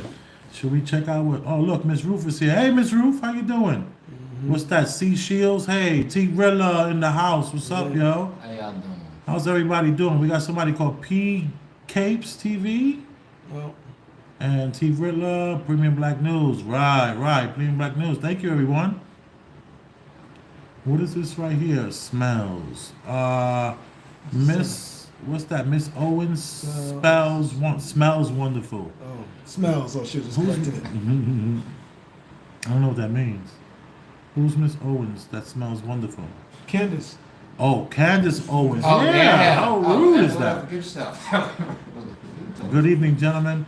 Hello, chat. Good content tonight. Thank you, Ms. Roof. Ms. Roof is a very good supporter. She always hits the cash app, $ Elvis Rosenberg, and Venmo is at Elvis-Rosenberg. And Seafield says we need those street interviews. Yes, we're on top of that. We're going to be doing that soon. And then the last one says what? They exposed Little Feather's not even being Native American. You were saying Yeah. That's what we were saying. Again, what were you going to say? Do you have the clip of Marlon Brando Yeah. talking about the small hats? So it's possible that this is just an evolution of that arrogance just growing and growing. And they're keeping it between families. These, you know, That's how it grows. You That's see how this you- stuff over here with the grips in New York City? All the grips children are grips. All these boom operators, their daddies and their granddaddies were boom operators. It's just like cops and firemen. Most cops are cops because their father was a cop. And his That's how it father used was to a cop. work. It's like that. That's how I used to work. Look at us. You see, that's the problem with black people. We're doesn't all pass on. one-offs. We're all Right. one-offs. Look at you. How many doctors in your family? No, I'm the only one. The only one. You got a big family. I've been to your house many times. And that's a big family. Huge family. Huge. I was gonna say, in He does Africa, it. Yo, he would do a 4th of July barbecue. 200 people show up to the barbecue. Maybe I'm exaggerating. 100. Yeah. Nothing less than 100. Nothing less than 100. Generations of people show up. The only doctor. I was gonna say my what's it called? In Africa, my family was like the kind of not one off. We had like doctors and How that what's it worked called, out once they lawyers. got here. I don't know. I guess I'm doing okay. I'm not doing that. Come on, let's play this. Let's play the Marlon Brando, his response to this. Now there's a long interview he does with what's this guy's name? Dick Cavett. Dick Cavett was a talk show host from the '60s. So I'm not sure you're gonna get in the clip here, but he's gonna go for off and say.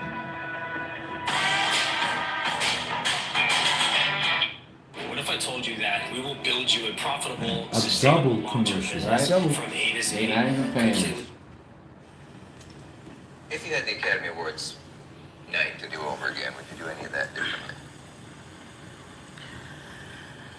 Well,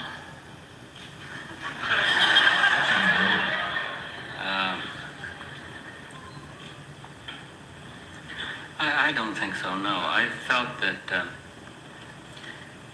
that there was an opportunity for, since the American Indian hasn't been able to hear his voice heard, or have his voice heard, anywhere in the history of the United States, I felt that it was a marvelous opportunity for an Indian to be able to voice his opinion to 85 million people. I guess that was the number. And I felt that he had a right to, in view of what Hollywood has done to him. And I was embarrassed for Shasheen. She wasn't able to say what she intended to say. And I was distressed that people should have booed and whistled and stomped, even though perhaps it was directed at myself. They should have at least had the courtesy to listen to her. But I think she did very well, and I was very glad that she did have what opportunity she had to say what she did. And Why didn't you get to read your entire statement as you planned it? Well, I think that they felt that it was inappropriate. And I actually don't know. I think they didn't want her there. They didn't want the evening interrupted with that particular note. And from their insular point of view, I felt that perhaps they had a point. But I don't think that people generally realize what the motion picture industry has done to the American Indian. As a matter of fact, all ethnic All right, groups. I might stop. Because this might, I'm not sure if you're going to go, wait, actually, we'll keep Oh, playing. no, Maybe he fine. will go into the juice stuff. And people just simply don't realize. They just took it for granted that that's the way people are going to be presented, and these cliches were just going to be perpetuated. And so when someone makes a protest of some kind and says, no, please don't present the Chinese this way, or please, I mean, on this network every night, well, perhaps not every night, but you can see silly renditions of human behavior. The leering Filipino houseboy, the wily Japanese, or the kook or the cook, and the idiot black man, and the stupid Indian. And it just goes on and on and on. And people actually don't realize how deeply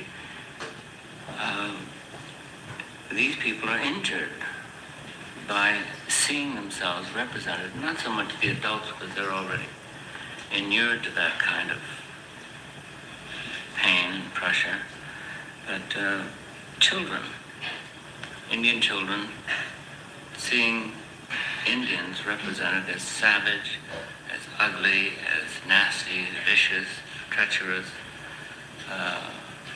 drunken. They grow up only with a negative image of themselves, and it lasts a lifetime. Is that an answer to your question? Yeah. Did you expect the kind of outrage that you got from people? I believe, well, that very night, Raquel Welch made a joke against you, saying that, well, I hope the next person doesn't have a cause.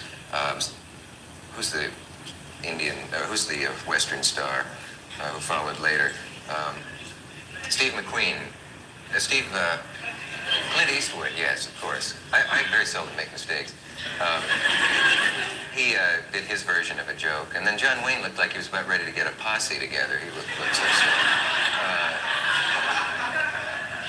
did that surprise you that they would be angered desecrated their cathedral. I wasn't surprised, no. Raquel Welch, was mad at There were a number him. of people that Clint Eastwood was mad at him. felt that That's his shack. Sachin had That was his shack and his. not been welcomed and not been treated properly. And What's that guy's name? was sympathetic Stephen A. to Smith? what Yeah. he was trying to say. And I received an awful lot of mail in support of that. The booing made me sore. Well, actually, I think the people were booing at me. They were booing because they thought, well, this moment is sacrosanct, and you're ruining our fantasy with the intrusion of a little reality. And I suppose it was perhaps unkind of me to do that, but there was a larger issue, and it's an issue that nobody in the motion picture industry has ever addressed themselves to, unless forced to. I mean, the blacks have brought about changes because they were just damn angry about it. And they thumped the tub and threatened and made some noise about it. But if they had just been silent and thought, well, gradually wisdom will come to those who are in the business of the movies, and they will do right by us, and today would never have come. We, have a lot to be grateful for that the blacks were as insistent as they were that the image of blacks were changing. But it's a block by block fight. It's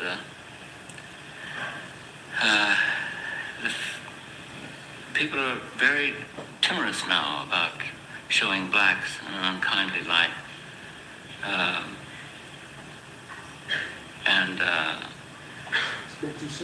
But they would go on with the Filipino houseboy or the Indian. I mean, you see it every day on television.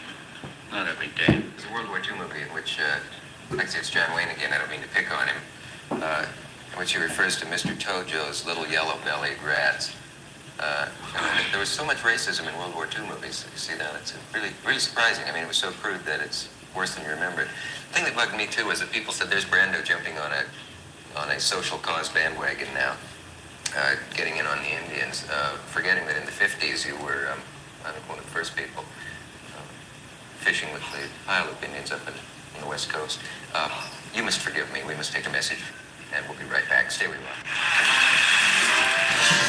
Now, That was convenient for him to say that right before the commercial. Look, weren't you in a movie with Indians fishing? I went in the lake. Come on. What you beefing about? Well, he was a paid actor playing a role in the beginning of his career. So 20, 30 years later, he's like, you know what? He's grown. He's man, Yeah, I think it was kind of tacky for him to not to use a real Indian, but he didn't have time. yeah. I'm sure, but I have to give him credit. He did it. He's rocking the scarf too, though. You know what I mean? Like, let's talk about it. Marlon Brando and me have something in common. Forget about it. So now, I love this. Despite the fact we didn't get to the part where he did talk about the small hats. Yeah. He's gonna. We need a producer guy. Come on. Let's go. Anything you want to say about the Marlon Brando thing? No, it's interesting. I would see what he come up with, but he's talking a lot of facts. He's talking about, what did come across my mind was the fact that this thing that we're talking about, what's happening with Ye, what's happening with Kyrie, what Chappelle is doing, this been in talks for a while, and right now we're focusing and saying like it's a Hollywood thing, but I think it goes far beyond Hollywood. But we'll just have to remain and see. But I think I like the fact that folks are recognizing there's something that's not allowing them to express themselves freely. And we'll say a group of people, but when we say a group of people, I don't even really see them as this topic of Jewish or anything like that. Like I said, I think it's a whole different group masquerading under a Jewish umbrella, and What do you mean by that? Masquerading? I'm You talking talking about the people that are in charge? Right, so it's I think it's something that's going to play itself out over the past couple of years, and when we really, have the community and union we need to have, and the interplay of, I think these things are going to, show themselves more and more. The thing of pulling all these contracts back, and people have to really show their hands, I think that'll put us in a much stronger position. I think everybody involved, just to be fair. Did you find that? Yeah, and it's funny. It was funny because I always got taken diverted because when I was first looking for, because when I was I'm trying to find out the comment that Marlon Brando made about Jewish people in Hollywood and how they have ultimate influence and that they essentially run Hollywood. So Marlon Brando got in trouble and he actually got criticized by CNN for making the same. He went on the Larry King Live show, and in it he made a statement that Jews run Hollywood. Jews obviously run Hollywood. Jews obviously own Hollywood, right? You have, but in that, But in this same article, when I was reading that same article, he was overwhelmingly gushing over Jews. There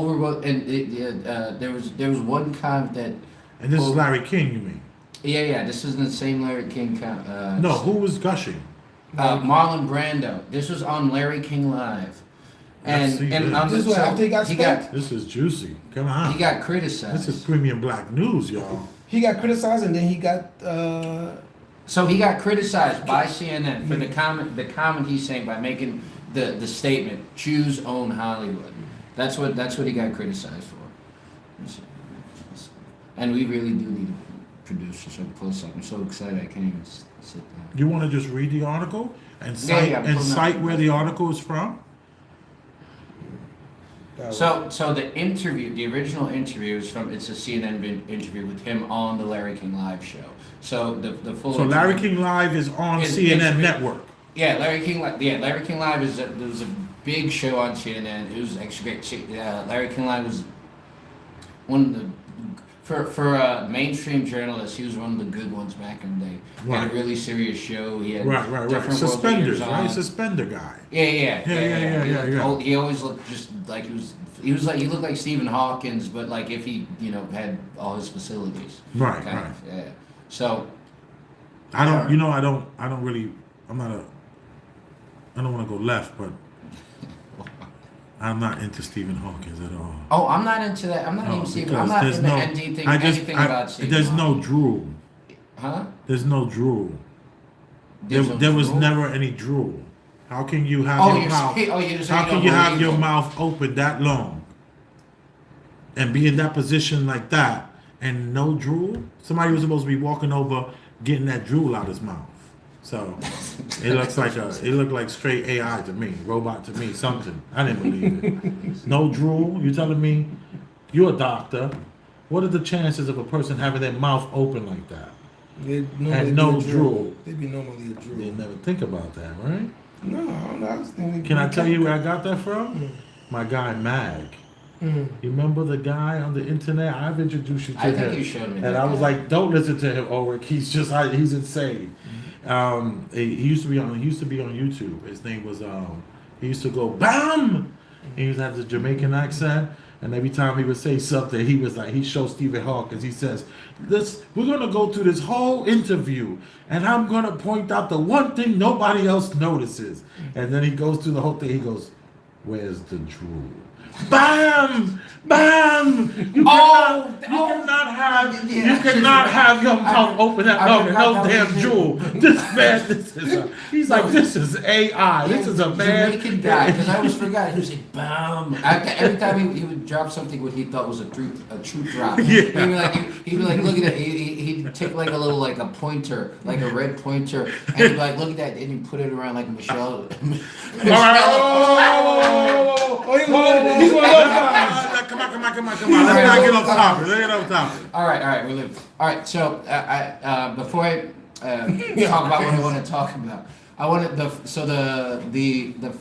what I'm talking about and what I'm speaking about is Marlon Brando was criticized for making a statement that Jews run Hollywood, right? That's it. So there's entire articles expounding why he was criticized. No. Now I've never seen read the transcript of the article where he's speaking to Larry King Live, where during where he says that the Jews run Hollywood. But one of the first things I'm seeing and now I'm gonna read what the question Marlon. What's the source you're reading from? This is WREMEA.org. This is it's the Washington Report on Middle Eastern Affairs. Okay. But, I don't read stuff like that, but I'm thankful that you do. It's Please. just different, whatever. All right. So, but this is a transcript I'm reading from. I'm not Right, reading right. from- I I'm got reading that. from I the got that. transcript. I got that. So, all right. What's it called? So, the first thing Larry King says is, "Our guest is Marlon Brando. We will be including your calls in a little while. 2 areas we want to discuss. I know you've been an admirer of Judaism, right? And you told, and we have discussed this off the air as well, that you always admired the culture, the Jewish culture." And then, well, this the first. It's like one of the first things he said. This is like hello pleasantries into this. Marlon Brando says, "Oh, the Jews are amazing people. They are truly amazing. I think that per capita, people generally don't realize that per capita, that Jews have contributed more to the best of American culture than any single group. If it weren't for the Jews, we wouldn't have art. We wouldn't have much theater. We wouldn't have, oddly enough, Broadway and Tin Pan Alley, and all the standards that were written by Jews and all the songs that you love to sing. You remember." So what's it called? He's even talking about children's songs. All your children's songs. Thank them for it. I get it. I get what he's saying. Now, All your art. You like Andrew Pollock and all that stuff? You like that? Come on, no problem. Jackson Pollock. His Jackson art Pollock. sucked. His art was trash. Yeah, but No, he was- I don't want but, to you trash know, Jackson you know, Pollock. yeah, He yeah, was yeah. really popular. Yeah. I know how to scribble paint, right? But I'm confused by I'm only confused by this, and the way I'm reading this is that I don't know if Marlon Brando was making this preface like sarcastically or Of course. playfully. Of course. Of course he was. This is totally. Go ahead, now continue. What else did he say? He wanted all right. So I'm go ahead. So the next thing Larry King says is, "Yeah, we sang them." They talking about the Jewish standards, and he said, "Yeah, we all sat around and sang all those songs." And Larry King says, "So you're very affectionate for, right? Well, you've hung around with many." And then and then Marlon Brando says, "The Jews. The secret of the Jews is their worship for the world, sexual. That doesn't mean that they are superior people. It means that they are culturally advantaged in the same way that Chinese and Japanese are." Culturally advantaged. Right. Culture is so important. That's why we're doing Premium Black News, because a lot of us have lost that culture. But go ahead. They've held fast to their culture. Yeah, which is a and beautiful thing. Now I'm gonna stop there because looking down is more so gushing of Jews. But the interesting thing is this, based on this entire article and that overwhelming gushing, what they took away from this transcript and with this interview is that Marlon Brando made a statement that Jews run Hollywood. And that's it. In the same interview. What I'm going to do is I'm going to have you send me that article. Yeah. And I'm going to put that article in the description.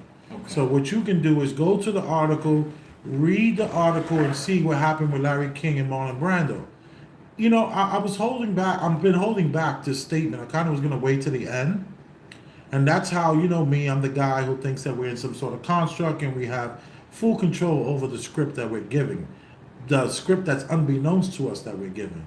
And it seems like we're in this perpetual loop. And constantly this stuff just keeps repeating itself. And the great thing about technology is we can go back. We can look and see what a guy like Marlon Brando had to say. And how far different is it from what Kanye had to say? How far different is it from the guy in the barber shop, or the guy at the mechanic shop, or even in the ER where you're at? All these different places, what is it, what's different? Is the only thing different is that we're unaware that it was already done. It's already been said.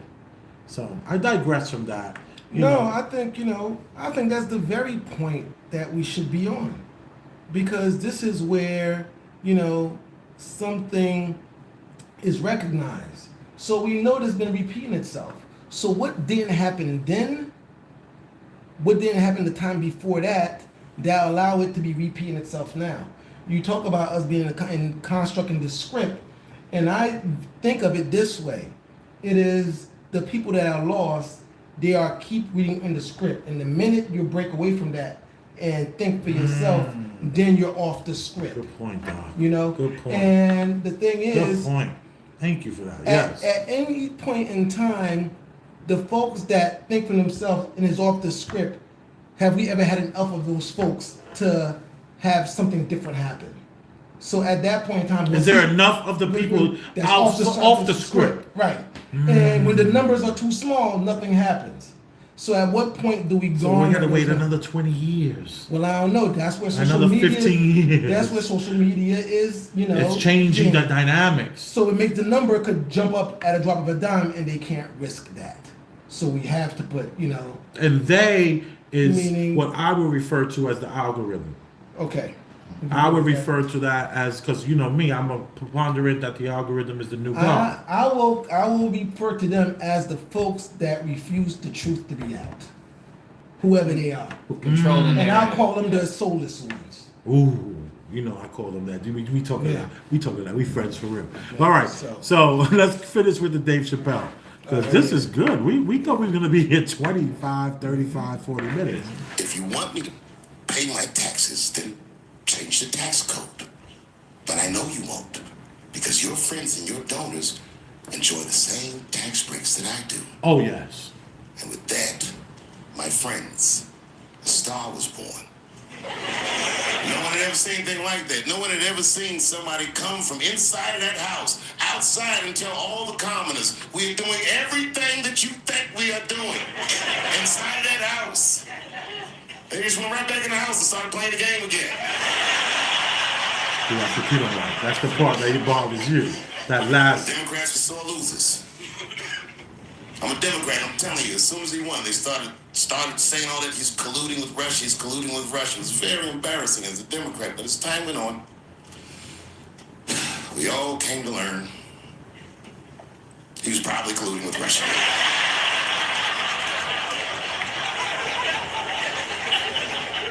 I even look at his wife different now. His wife is beautiful, no question about it, but she looks like the kind of chick that James Bond would smash but not trust. That's true. That's true. That's true. Why got all them documents at his house? What is this? This guy that's famous for not reading his press briefings, now all of a sudden he got 10,000 documents in his house and he can't get one to read. Truth drop. I've been fired from jobs many times in my life. And I will be very honest with you. Sometimes I was fired. I stole things from the office. Staplers, computer mouses, all kinds of stuff. But you know what I never stole from work? Work. Truth drop.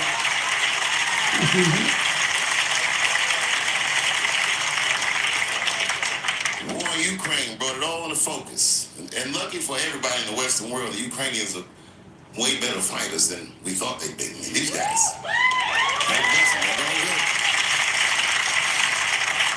They killed 10,000 Russians the first week of the war. Even the Vietnamese were like, God damn, those some good numbers. Even all the weapons. This is before they had weapons.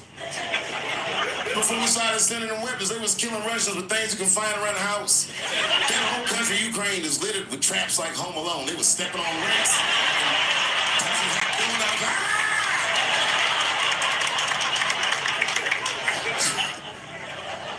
How is Russia losing to the Ukraine? That would be like America losing the war to Colorado. Truth drop. I think he's playing. He's still on his script. Now the midterms are over and everybody's awake. These new whites, man, they're like the whites are like they're like newborn babies. Just woke up. Everything white people are mad about, we've been on that. Man, I can't feed my family. Black people like, we've been on that. Man, we can't trust the government. We've been on that. Man, we should dismantle the FBI. Word to Martin Luther King, bro. We've been on that. That was good. That was really good. Look at Ulrich, not impressed at all. Not impressed at all. Not a Dave Chappelle hater. No, you don't have to be a hater to not be impressed by him throwing, like the dismantling. When did we ever talk about dismantling the FBI? When did this happen? That's more back, about that's back in That's a right wing thing. J. Edgar Hoover and Martin, because J. Edgar Hoover. No, I know about the Martin Luther King, and they were able to prove in the court of law that he was killed by the FBI. They were able to prove this. So now I understand that. I understand his point, but when are the other? I know people talking about defunding the police. Right. When are people talking about dismantling the FBI? I've never heard that. No, but I've heard that on the right wing.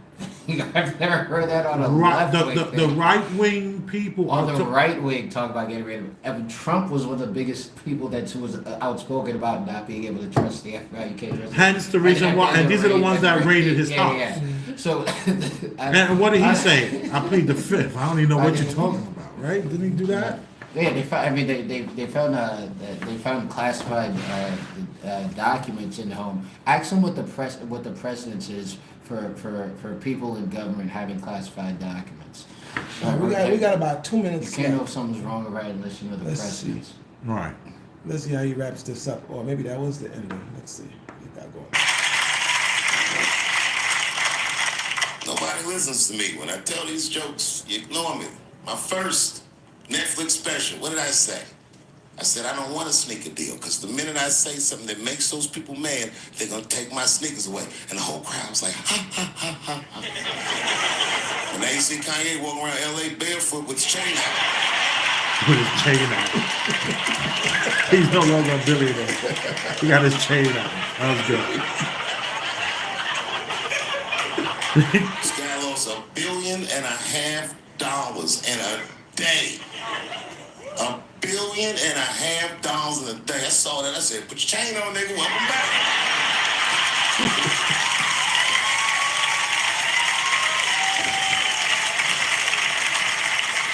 I love Ulrich's face.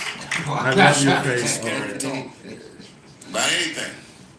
It's making my job incredibly difficult. To be honest with you, I'm getting sick of talking to a crowd like this. I love you to death. And I thank you for your support. And I hope they don't take anything away from me. Whoever they are.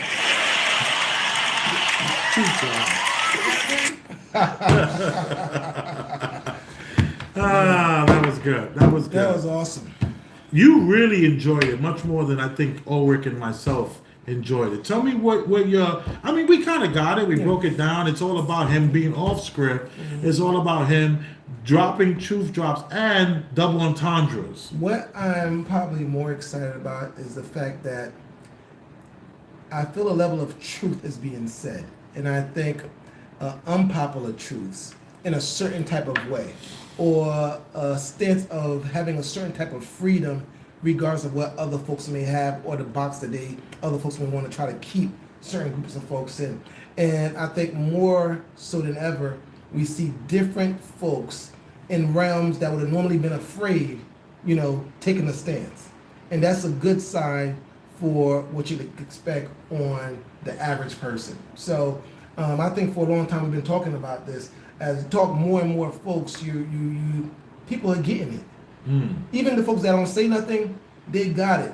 Even the folks that kind of go along with it, they understand that something is off, and even if they don't have the courage to step up to it, but it's in the back of people's mind, and I think now they're more open to just even utter the words, and I think the untouchable words, but just anything that goes against what you're supposed to be saying, whatever it is said that you could do or can't do, and I think folks are thinking for themselves a little bit more than they ever had before. Right. And I think we have systems at play that's going to challenge that. A lot of things that we have on the horizon about what is expected as far as, say, IDs, all these type of things, is almost in such a way reining folks back into a point where, you have less type of movement freedom. We have to understand as time is going by, we are literally allowed to do less. Oh yeah. You know, and you're more under more constraints and stuff like that, and how you could move around and what you need to move around, and that's being restricted more and more as this courage is coming out more and more. There's going to be at some point there's going to be a friction, and where that friction is going to occur, that's kind of like the thing that's kind of like unknown. Because if you're not free, then what's the point? So you think do you think we're free at this point where we are now? No. Yeah. No. You don't feel free? No. Because I don't feel like I could do whatever I want to do. But who can do whatever they want to do? Everybody, no one can do whatever they want to do. No. I mean, do whatever I want to do in the sense of living how I want to live and not have to worry about somebody saying something. You know, I don't want to feel if I'm at my house and I decide to put a big pail in the backyard to collect some rainwater, that, you know, potentially somebody might come and ask me questions about that. Yeah. And they can't tell me a good reason why I can't. No. So, you know, why is that? You know, I have an issue with if I decide to go get myself 3 acres, and you know what? I want me and my family not to touch any food. I want us to grow stuff in the back, and I just want us to be in the sun, grow our food, and raise our cattle. And that's all we need. You know, we can't do that. You know. Right. Well, that's Agenda 21, Agenda 30. Right. Agenda So 30 like has that. stopped that. The UN initiative is real strong on having more control on that, But who and dictating to the people what roads to ride on, what, you know, these major mega cities that are coming. I didn't sign up for that. You signed up for it? No. You signed up? Do you know somebody who signed up for it? No. I don't know these people. But let me give an happening. analogy. Let me give an analogy. Stop, go ahead. Let me give an analogy. We have Central Park. Okay. All right, you look at Central Park now, you got the strawberry fields. You know, a lot of people always say, you know, strawberry fields was only created because somebody gunned down a man down the block. That was John Lennon. He got gunned down, and they created this beautiful section of Central Park. Also, Central Park had all these communities there, and they had to blight the communities. They had to kick the people out. There were cemeteries, there were farms, and they leveled it, and they created this park. And we call that park Central Park here in New York. But there was a lot of pain that it took to get to Central Park the way it was. Someone foresaw that beyond their lifetime, there's going to be this park that people are going to be able to come to. So what we're going to have to do is we're going to have to displace 30,000 people. We're going to have to get these people off their homes. We're going to have to do whatever it takes. And it wasn't like we're going to give you a lot of money. It was all about get the hell out. This looks ugly. This looks ran down. We have bigger plans. The UN initiative, this freedom takers that we are looming behind us and people don't really know about, it's the same kind of concept. So could the argument be made that this new mega cities that are coming, the way the traveling bans and the controlling of where you can go and how you can go, if you want to go to a national forest or a national park, you have to make reservations, and then your reservations get approved, and then you have to take certain roads to get there, because a lot of the roads they want to give back to the earth. They want to make it beautiful. So the argument could be made that what you refer to as not having the freedom is just you not having maybe the vision for humanity. And there's a group of people that feel that they have that vision, and they want to make the earth better. They want to make us have smart cities. They want us to have it where no one is going to be That's the whole push for the electric cars, is because they don't want people to own cars. They want you to get to the point where you're just renting and automating. You know, you walk, like we're in this apartment here, you walk over to the keypad, you type up the weights that you want to use, and right here comes up your own little dumbwaiter. You got the 40-pound weights. So you work out, and you put the weights back into the dumbwaiter, it goes back into its section. You want to ride your bike, you punch in the keys, it'll send your bike, it'll meet you downstairs. You can go for that bike ride on, of course, the bike lanes. Is a person not free because they have to go on the bike lanes? No. But let me just say this. Is a person not free because they have to use the bike lanes? The analogy is that don't we need bike lanes to keep you safe? Don't we need the bike lanes to protect you from the rogue, whatever, that's the street sweeper that's coming by Yeah, automatically? but people used to be able to navigate those until people said that people don't know how to navigate those, and Right. they just added a new thing that people just can't navigate. And before, but now, then I see what you're saying with bike lanes, but that's like a slippery slope to not being able to navigate. Next, we can't navigate conversations because we need to, because Exactly, this is my point. something harmful could come on conversations, therefore it needs to be heavily regulated. Yeah, at That's what the thing. point is it freedom being taken, or is it about you not being able to see the beautiful park we're about to build? No. Now, this is the thing. The gift that you're given as a man is to have vision.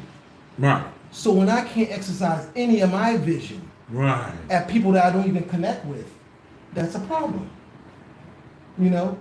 Your very thing as a man is to have vision, and you express that vision, and you have folks that'll be, you know what, I'm with that.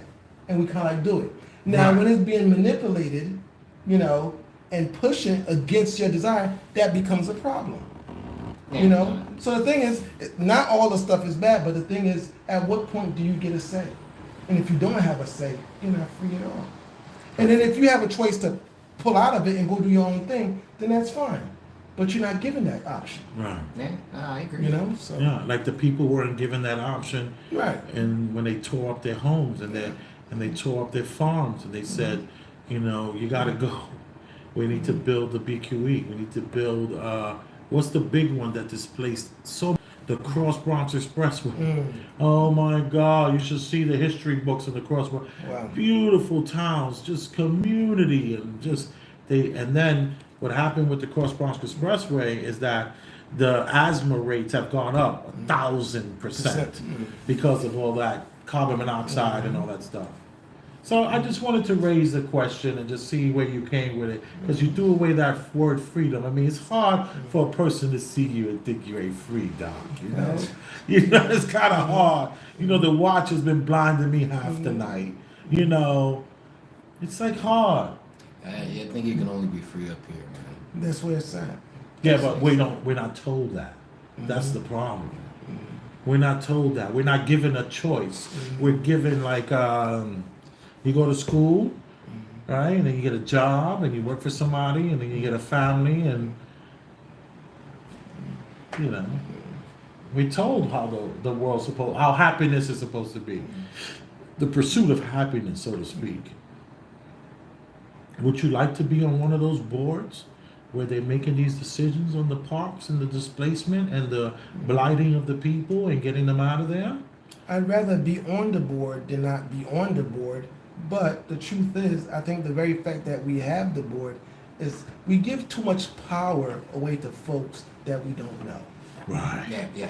That's Right. really what it is. That's the issue of board And- in Right. general. Right. And our groups, our towns, our things, towns, counties, states, they're just way too big. Our governments are way too big that your voice get drowned out, and you end up, laws are coming down that you don't know where it's coming from, and you can't really say nothing about it. If we have a small town, about 20 of us, you know, some shit not happening right, the person have to meet people of the town, you know? Right. Now, you know, you can have a governor say any type of crazy nonsense rule, and you don't have to really look at nobody and say nothing, you know? Right. So his expression could be compromised. And I always say this, you as an elected official, if you cannot do the will of the people, you need to stand down. Or the people should stand you down. Yeah, well, yeah, okay, I agree with that second part. Or but the first people part- should stand down. Yeah. That's a good way of Yeah. that's a good way of putting that. Yeah. Okay? Yeah. The people, I think the people just don't want the problems. The people just don't want to fight.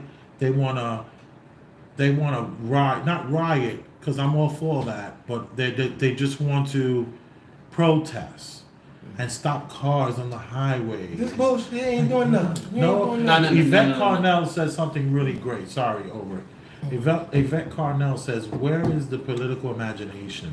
Why are we still walking. doing these things. Yes, when you do these things, what you're doing is you're asking permission of your overlords to please free you. And, what were you gonna say? I was gonna say, I'm saying there's some political movements when you affect someone's pocket, then you'll get people to listen. I think that convoy thing, the truck convoy thing when they were blocking off, I forget what. In Canada. But there was they had to respond because there was they were losing, there was a shitload. I forgot what was being blocked. It was something significant, especially significant financially, and that caused. Wait, you're saying that those people in Canada won? The truckers won? They got what No, they wanted? no, the truckers ain't. Well, no, the truckers ain't get what they want. I heard that the insurance companies was dropping them as they were online. Yeah, the truckers. The insurance company was like, are you on that line? Well, we're not covering you right now. The truckers got countered in a way that I didn't. The truckers got countered the same way people who were against the COVID policies got countered. They hit you from the spots that I didn't even know you could be hit at. Right. They can say you're not allowed. They wasn't letting any delivery of food. Yeah, I couldn't or fathom gas. that amount of get. So the way that I don't think the convoy thing was ineffective. I just think this new form of, I guess, aggressive government within America. I don't think we've ever seen that kind of stuff, and that's kind of the scariest thing. And that means, and when I say aggressive government, I mean government incenting businesses in order to incentivize business to refuse their service, or giving, doing things like strong arming and using other resources. Right. I think that's new to America, and I don't think we've seen something like that. I thought it was very interesting, that whole convoy and the honking of the horns for like 7 days straight. Yeah, it was more. It was the honk. It was more so that they blocked. You just couldn't get by a certain like the traffic. The traffic started getting so heavy that it started destroying everything. Yeah. Yeah, I like that whole we the people have the power, and then then we run out of gas, and we run out of food, and then the president goes on vacation. Remember that happened over there in Canada? Whoever they don't call them presidents. They call them whoever. Talking about prime minister. Yeah, the prime minister. When that stuff was happening with the trucks, he was like, I'm going to take a little quick vacay with the family. Mm-hmm. Y'all let me know what happens in 2 weeks. So that's the problem with that. You're asking, you're begging your leaders, your overseers for a crumb. Has that ever worked before in history? No, I don't think so. Never happened before in history. It's full of Thank you for tuning in to Premium Black News. This might be the only show we do today. I have one other one we might do if I can get it done in 15 minutes. But we want to thank you so much. Let's take a look to see what anyone had to say. I think it was Miss Roof was the last one. Right here. What is that? They're exposing what? That little feather was the last. Oh yeah. So right here, this is Miss Roof again. What she said? John Wayne reportedly had to be. Yeah, you read it, Doc. She says John Wayne reportedly had to be restrained by security guards. As he tried to pull Native American activist whoever Lightfeather off the Oscar stage. Ooh. John Wayne. So he was there. John Wayne was there. No, John Wayne Wayne is a different actor. That's Marlon Brando was the one that she was representing. John Wayne was the guy. Yep. He was always fighting in movies. He was always portrayed as a So cowboy what do you say? fighting. He was trying to go up there to stop her. To stop her. Stop her. Yeah. Because security had to stop that from happening. Why was he so? Exactly right. You see, the story goes on. Miss Roof again. What did you say? Russell Simmons said something similar about Jews and the beginning of hip hop. Yeah. Okay. The next one is Stephen. Who? Is that Ladner? Oh yeah, Stephen Ladner is a subscriber for a while. Police funding needs to be cut in half. We have too much police. Stop. Where did that come from? Well, I did make a reference to the defunding the police. I never heard of something else. Yeah, that's good for neighborhoods, man. Just cut the police force. I say how many feet? You know how the acreage in Central Park? Is it like a 6? No, is this 6 miles around? I don't know. I know when you ride the bicycle path. I used to ride the bicycle path every day when I lived on 118th Street, and that bicycle path was 3.5 miles. So I don't know what the outer part of, but inside was 3.5 miles, riding all around the park. Steve Lander, have you ever lived outside the States? Have any of you ever lived outside the States? No, I haven't. Have you, Ulrich, lived outside the States? No. None of us have. And this is Steven again. Steve, she says, Complaint and protesting is two different things. complaint and protesting are two different things. And Which then leads to no results. he said the last thing he said was, I will bet my left testicle that Canadian police would not touch a fuel jug in a place like Mexico. yeah. Well, Yeah. a lot of people wouldn't. Yeah. They ain't playing with that. So I guess that's where we at. Thank you for everyone who's tuned in. Don't forget, this is a value for value kind of a thing. As you can see, we're not monetized on this channel, and we intend to be monetized soon as far as the Premium Black News channel is concerned, but we need your help for that. So it's $ Elvis Rosenberg, and the Venmo is at Elvis-Rosenberg. So express yourself. You know, you have to think about it like this, right? We've been here for how long? What does that say? An hour and 30 minutes? I'm not sure what that says. It says live. Well, we've been here over an hour and 30 minutes, I guess. I don't know. It seems like it started off like at 12 or something. But anyway, what is that worth? Like if you went to, I'm quoting, what's this guy? Adam Curry. And Adam Curry says the value of a value system is so good because you have to ask yourself, like, what did I get out of this? Like, if we went out to dinner and spent 2 hours at dinner, how much would dinner cost? How much would that bottle of wine cost? You know, what's the value that you're getting out of this? Everyone's value is different. I'm not going to tell everyone that they should be giving us a minimum of X amount of dollars per episode. No, I can't do that. I want you to do that to yourself. What did you get out of this? What, listening to us speak, you know, we have an MD here, doctor, surgeon, the people's doctor. We got a political guy here, master's degree in political, like, you know, super intelligent guy here. And then, you know, we got me, the chef, and dispensary kind of guy, who come together on a Tuesday so that we can bring you Premium Black News and we can give our takes on that. And your understanding the value for value system goes a long way. And for that, you're appreciated. And we know that you're going to do the best you can, and you're going to dig deep, and you're going to say to yourself, I got this much value, and I want to see you guys again. So let's just think about that. And I just want to say I'm Big Elvis the Chef Rosenberg. I'm here with Ulrich. And Dr. Surgeon, the people's doctor. For now, anyway, Dr. Small Hat. Dr. Small Hat. And don't forget, I love you.